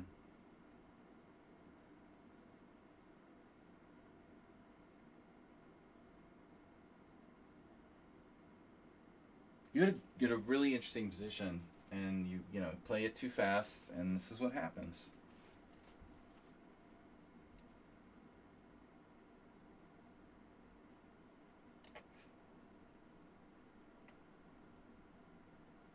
The only thing that can happen is like a sacrifice on G4 that I'm concerned about.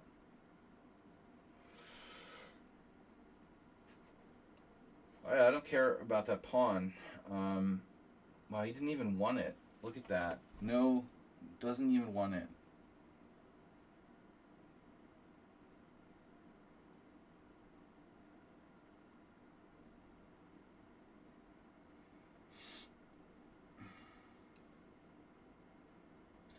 How am I going to make this work again? Rook H5? Oh, actually, yeah, it's a pretty good move.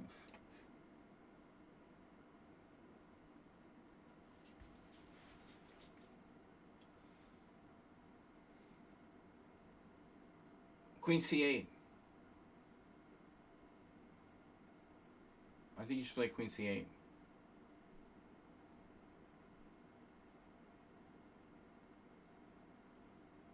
Art is catching up. 30 minutes left. Well, how many players did we finally get? Oh, I can't see. 14. Half the usual. So hopefully by next week we'll get back to 30 players.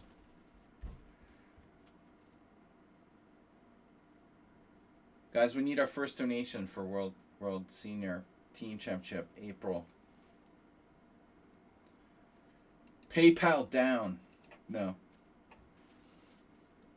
Masturbate and I were having problems with our PayPal accounts, but I finally got mine. Mine's working again. Yeah, I think maybe C4. You have Queen D7 now, but that's not going to save you. You fell for it. This is even worse. Oh no. Oh no. I used to make fun of Larry Christensen because although he's a great attacker, sometimes he would miss tactics for the other guy. You know, when you're looking for tactics for yourself all the time, there's a tendency to miss tactics for the other guy.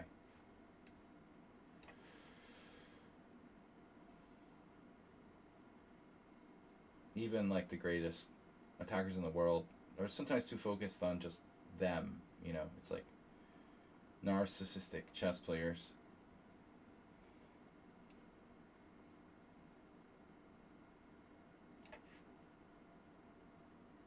No. We are not doing that.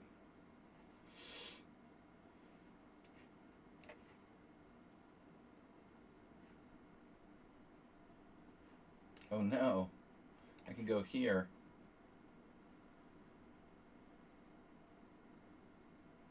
Running out of gas. Okay. Maniac is not good enough. We have to be more... Oh no. I didn't berserk any games. Did you guys? I'm assuming that you did. Well, we'll go with our best. Yeah, everybody plays this.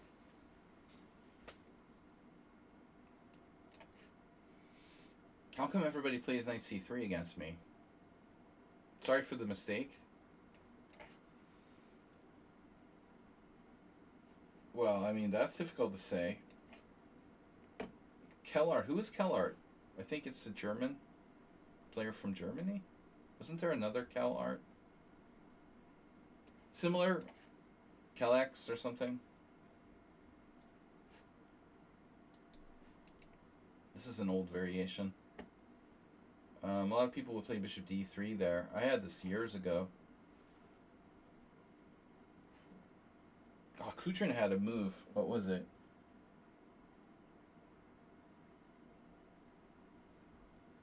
What was it? What was it? Is d5 is normal, right? But Kutrin had some innovation, I remember. He played once. I don't understand what it was. Oh, this is the usual suspect. Byron Jacobs. Alright, years ago I had blitz games with Byron Jacobs. Plaskett as well. This is the English method. So what am I supposed to play now? Normally I do a6 and like bishop g4. But I imagine, you know, there's other ways to play. Blitz games. I had blitz game with Jim Plaskett back in like 1998 on the Internet Chess Club in this position. This is how long I've been playing this. This is ancient history stuff. This variation is as old as the hills. But it's not really promising for white.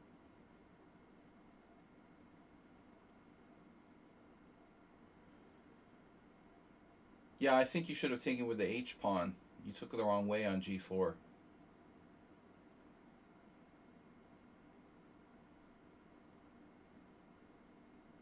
So how do I deal with that pawn? Byron Jacobs. Plaskett. Yeah, knight a4. Maybe rook c8. Do I really want to do that? e6 takes. No. I have to take.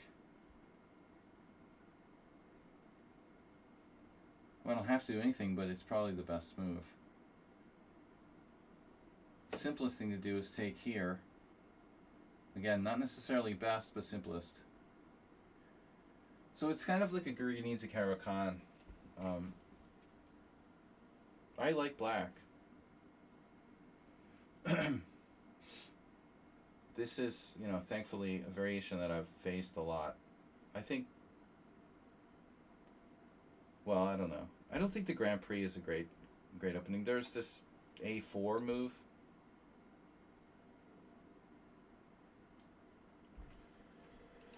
But honestly, I think the Grand Prix is just the club opening. Kellart is the kind of player who's,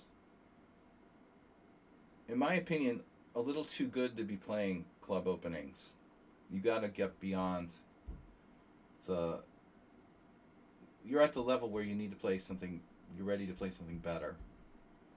You need to stop playing club stuff. You know, this is like playing the London system, except you're playing e4.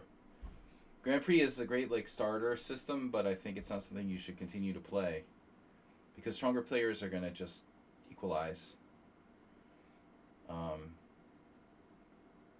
The bishop b5 though, you know, on knight c3, g6 you have other options. Don't have to play f4 here. No, I don't think you should. h4 is interesting and d4 is interesting. Even the closed Sicilian is okay, but my last choice would be f4 in that position. I like a lot of different closed Sicilians, but I just don't think the Grand Prix attack has much to offer. It's been analyzed to death. Am I blurry? Or is it just the beer? No, just my eyes.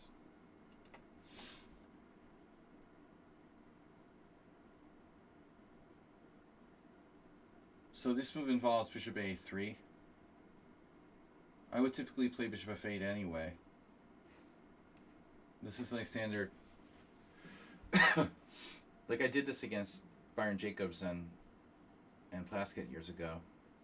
Same thing. And that's why I'm drawing a reference to, you know, the Gurgenidze Caro-Kann, because bishop g7, bishop f8, that's a very typical maneuver in the Caro-Kann Gurgenidze. bishop on g7. You know, I could play for f6 there, but you know, bishop a3 is coming in. I think I have a problem. I can't allow white to play bishop a3. You know, if he plays a4 and tries to force it, that's a different story. You know, that will involve weakening his pawns a lot and the c-file. I think that black is just good here.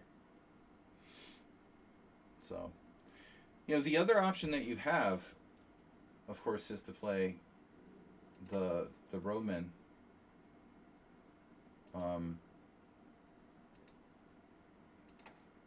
takes pawn. Maybe it was Kudrin who played knight f6 right away, leaving knight on b5. I can't remember what it was. Let's see. Okay, so we got to watch the b6 square and all that stuff. Maybe I ought to consider playing b5.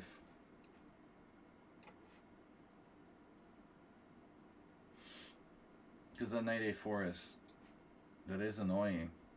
This is kind of an afterthought, but the more I look at it, the more I like b5. Knight a4 is super annoying. You could even sack a pawn like rook c8, knight a4 or something. Okay, now I have to close it. And maybe you can revolve your knight to a good square, I don't know. But in the meantime, seems like I should have good chances. Knight h6. Look, mom, no g4. You're backward on the c-file. What is this? You're prophylactically dealing with that? Okay. My knight's stuck. Got to get it back in the game. Now I'm going to play h5 or not? Well, I guess I have to. So now, again, we're in Karakan-Gurgenidze territory, but, you know, it's also kind of like a French defense. When I played with some good French defense players, when I was white, you know, sometimes you like this pawn on d5. It's very strong, you know, it really is. And I think it's subtle how strong that piece really is. So g3, I don't know what you're up to there, but that doesn't look like a good idea. If you think you're going to play g4, I mean, that's fine. Fine by me. Because this diagonal is like deadly. You know, I don't think you should even consider playing for g4. Maybe you shouldn't play g3 at all. You're not attacking me on the king side. We're just better. I mean, even if I trade off your bad bishop, it's fine.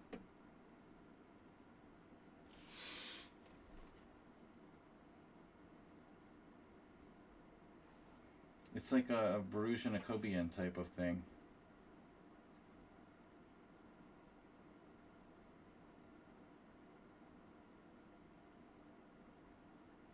Good French defense.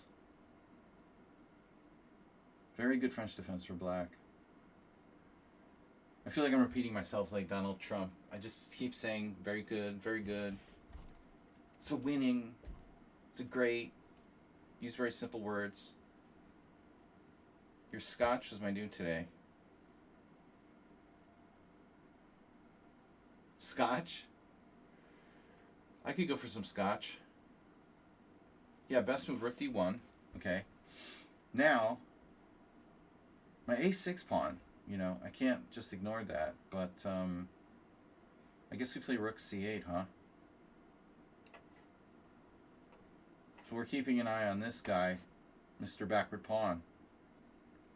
Now we're threatening to win material. So I take, you take, I take, you take, I take. So if a5, you can trade. Interesting. So takes an a5.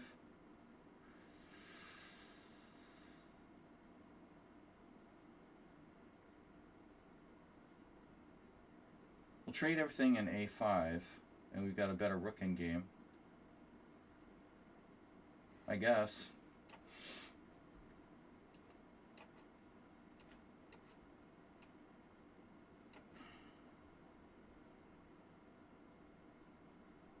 You have to defend. Then I pile up. Your king is not in the right place, obviously.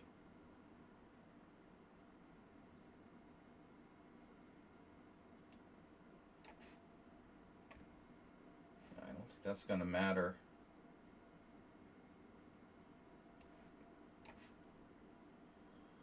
Who knows?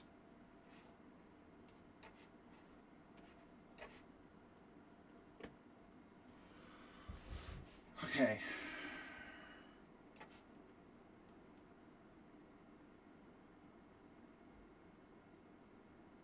So how do we finish him off here? G5?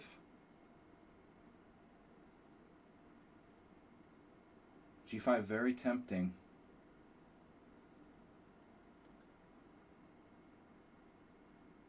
There's also the H file. Remove my king. Close to winning. I mean, you can't get much closer.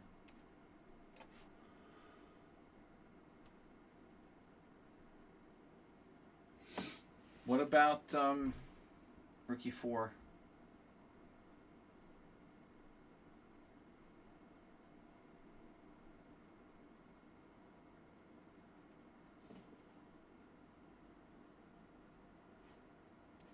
I don't know. I want to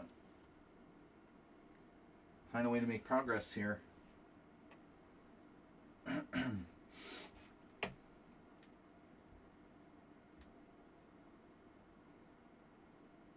Yeah, obviously he's defending.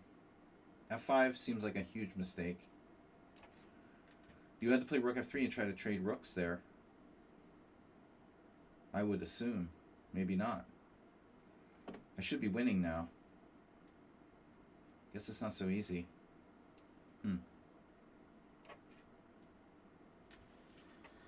Still not so easy.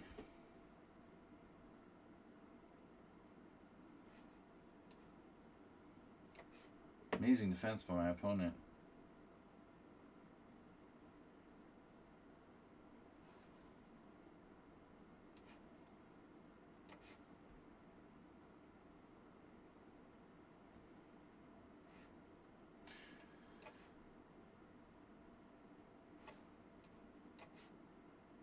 What's up with this king and pawning game?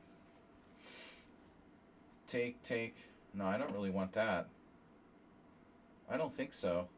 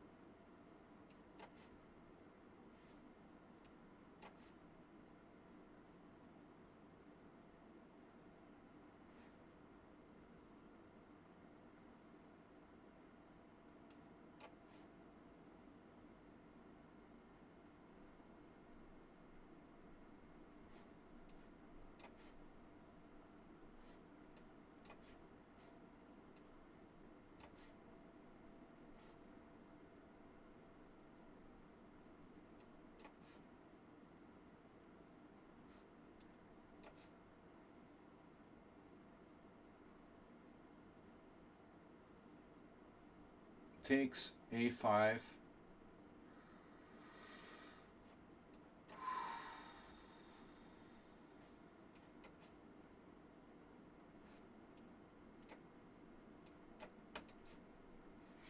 Well, that was certainly a close call.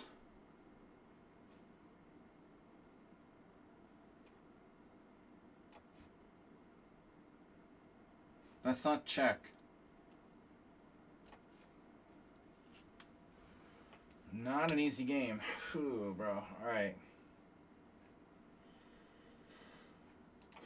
Meanwhile, Giashaki has 20 points. Playing Kellart.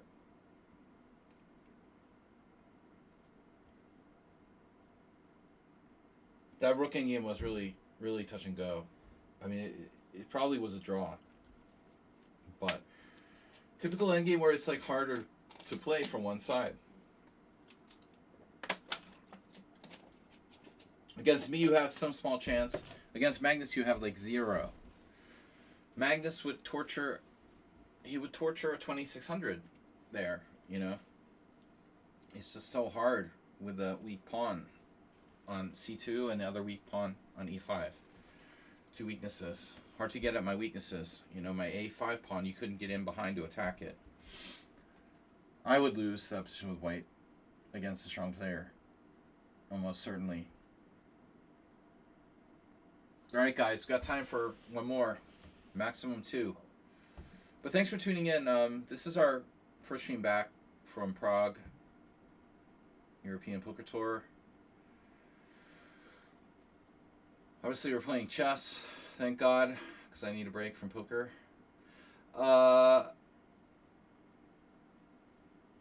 Kellart is he's got a tactic. Nope. Could have played knight takes c5 there. Coulda, shoulda, woulda. Is he gonna go crazy with sacrifices? No, he just keeps it simple against Giashaki, but Giashaki's gonna castle. So Giashaki is talented, but doesn't listen about the bullet. Just too much super speed. All right.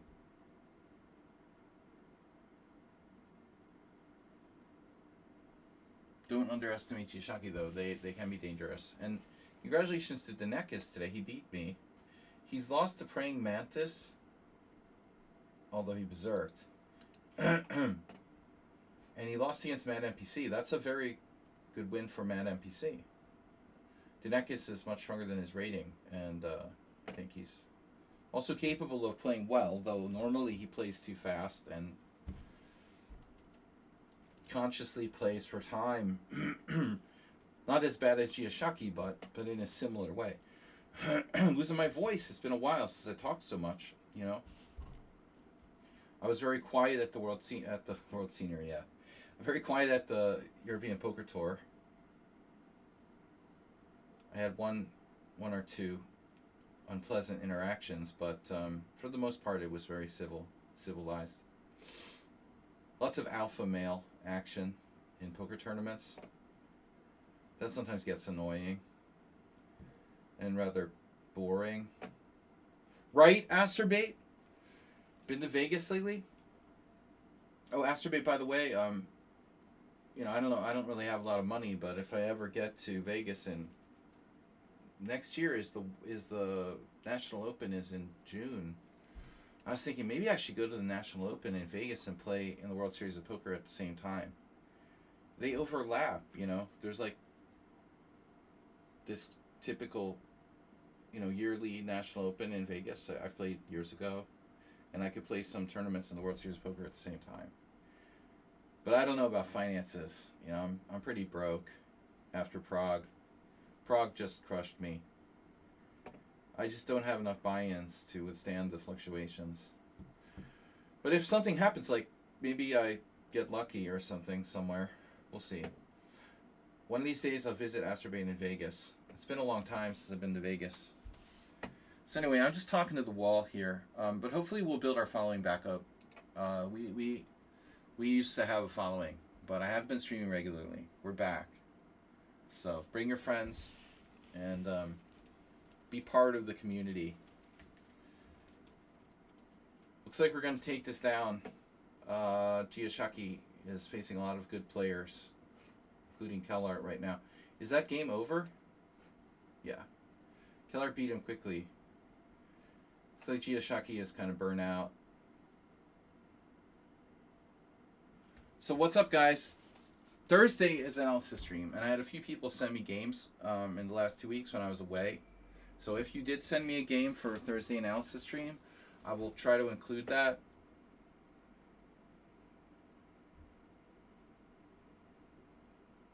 Man, NPC, you're not talking to me about the Scotch, right? I don't understand. There's someone else who played the Scotch against you? I'm not a really big believer in the Scotch. It's not the same as like the Open Sicilian, you know? I think the Scotch is nothing. Maybe it's good enough for equal, but I don't think a white should get an advantage. It's nowhere near as good as like the Open Sicilian. Because black's getting out too quickly, you know, with e5. Black should be fine in the Scotch.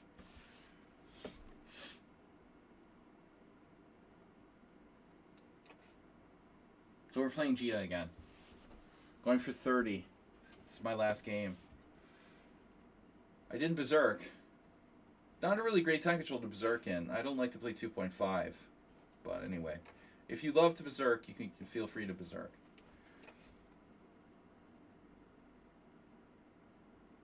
Acerbate. Guys, don't do that. That's bad. It's bad. Bishop d3 is bad too. If you do it, you at least put your bishop on c4. This is really bad.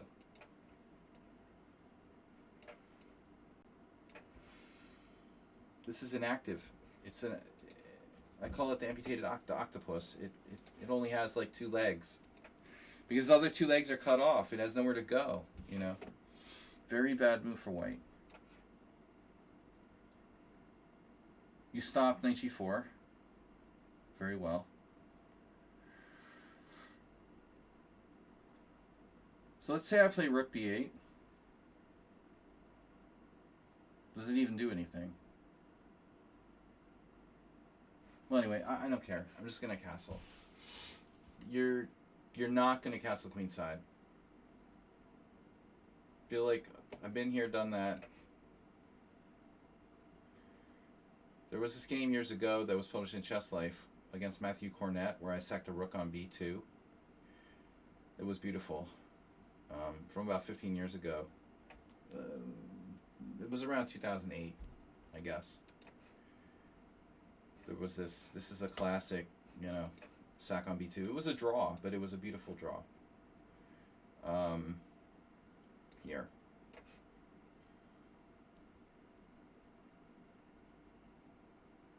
What do I know?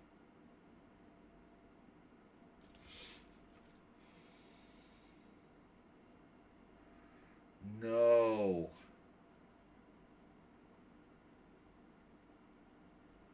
They don't want to listen. Rook b2, king b2, knight takes e4, bishop takes e4, queen b4 check,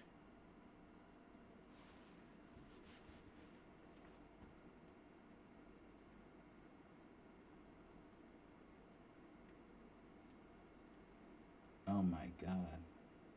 It works, doesn't it?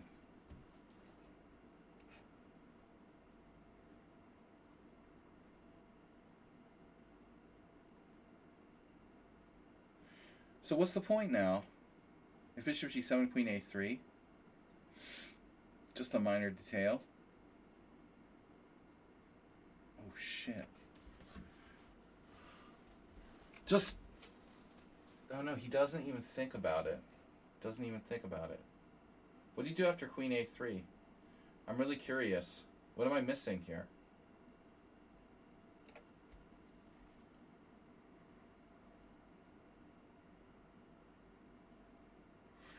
My friend Salvador Alonso had a game like this last month, or he's from Argentina, but he played some tournament in Europe.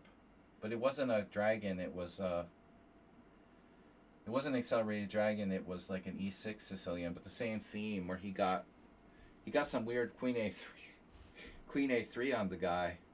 This looks bad for white. I just recapture.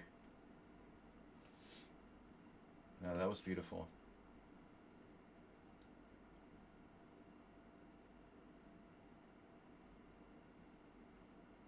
Now we're just, you know, in good shape. What can we say, right? Are you threatening me? No? Alright, what do I do now? Bring in the reinforcements. Knight d7. Do I want to do that? We're running out of time. Oh no.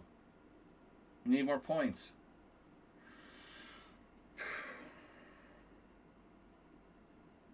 I guess bishop e6.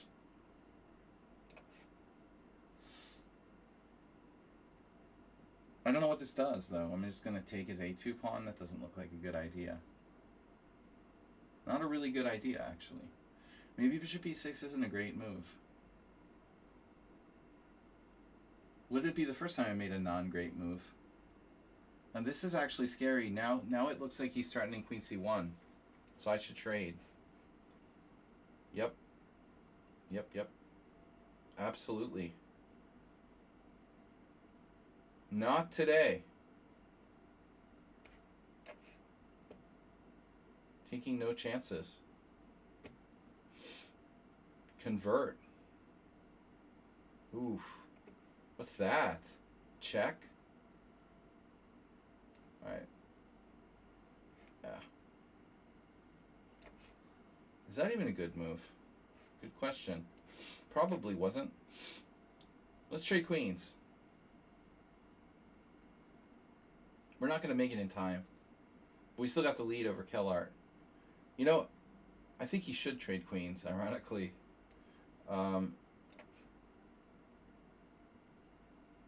Given the amount of danger that his king is involved in here. He'd be better off trading queens. Sometimes you just have to suck it up, you know, and admit, like, yeah, I should have traded queens. But he's being stubborn. The game likely won't count because he'll be able to max it out.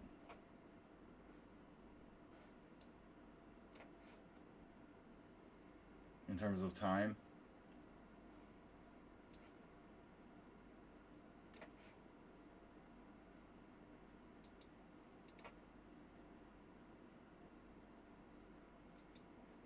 But anyway, this was a beautiful game. The rook takes b2. I think it was working.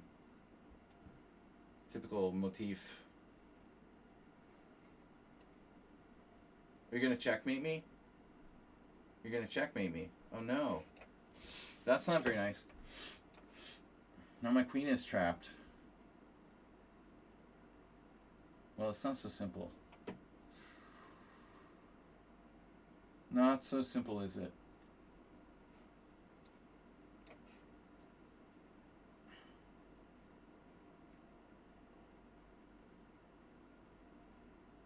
Knight 85. Knight takes g4. That's really nasty. Maybe it doesn't work though. Well, I think I have it. Knight takes g4, bishop takes, check, king e1. Anyways.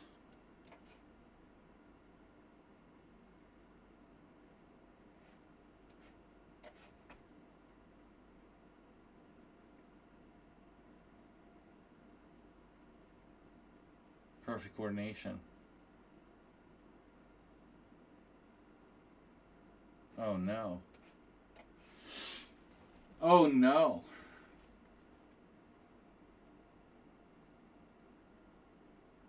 Good tournament, guys. Tournament pairings are now closed. And I don't know if there's any other games still going. Kellart. Yeah, Kellart is still playing.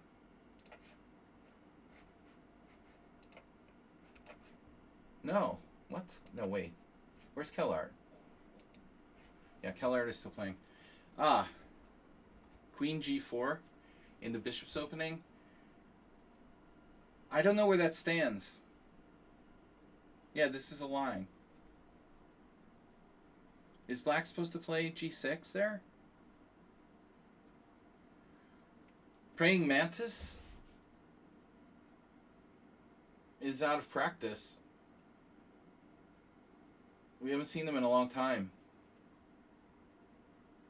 But I think they're a really good player for 1400. This has given me some really tough games. I know they were annoyed with me always saying that, but it was true. Anyway, this game is not going to count for the final standings. So guys, 14 seconds left. I want to thank everyone for playing. congratulations to Denekis on winning after defending, a difficult position against me, and he played great after he got a little present. I managed to win, but Kellar played very well as well. Giashaki in third place with many games played. Denekis in fourth. Mad NPC also. How did you play so many games, Mad NPC? My God. You played even more games than Giashaki. How is that possible? Redusa had a bad tournament. Ruslan, Praying Mantis, nice to see you back. Jeroen, and Astrobate in 10th place. Guys, we're going to stream on Thursday, Friday, Sunday, back to regular schedule. So you can count on us streaming at least 4 days a week. I want to thank everybody for joining us again. New fundraiser for World Senior teams. No donations yet, but hopefully Thursday that will change. I'll see you guys Thursday night. Thanks, Mr. Coffee, for subscribing. WJ Loof also. And we had a follow from DK Chessmaster. I will see you guys Thursday night. So it's 7 p.m.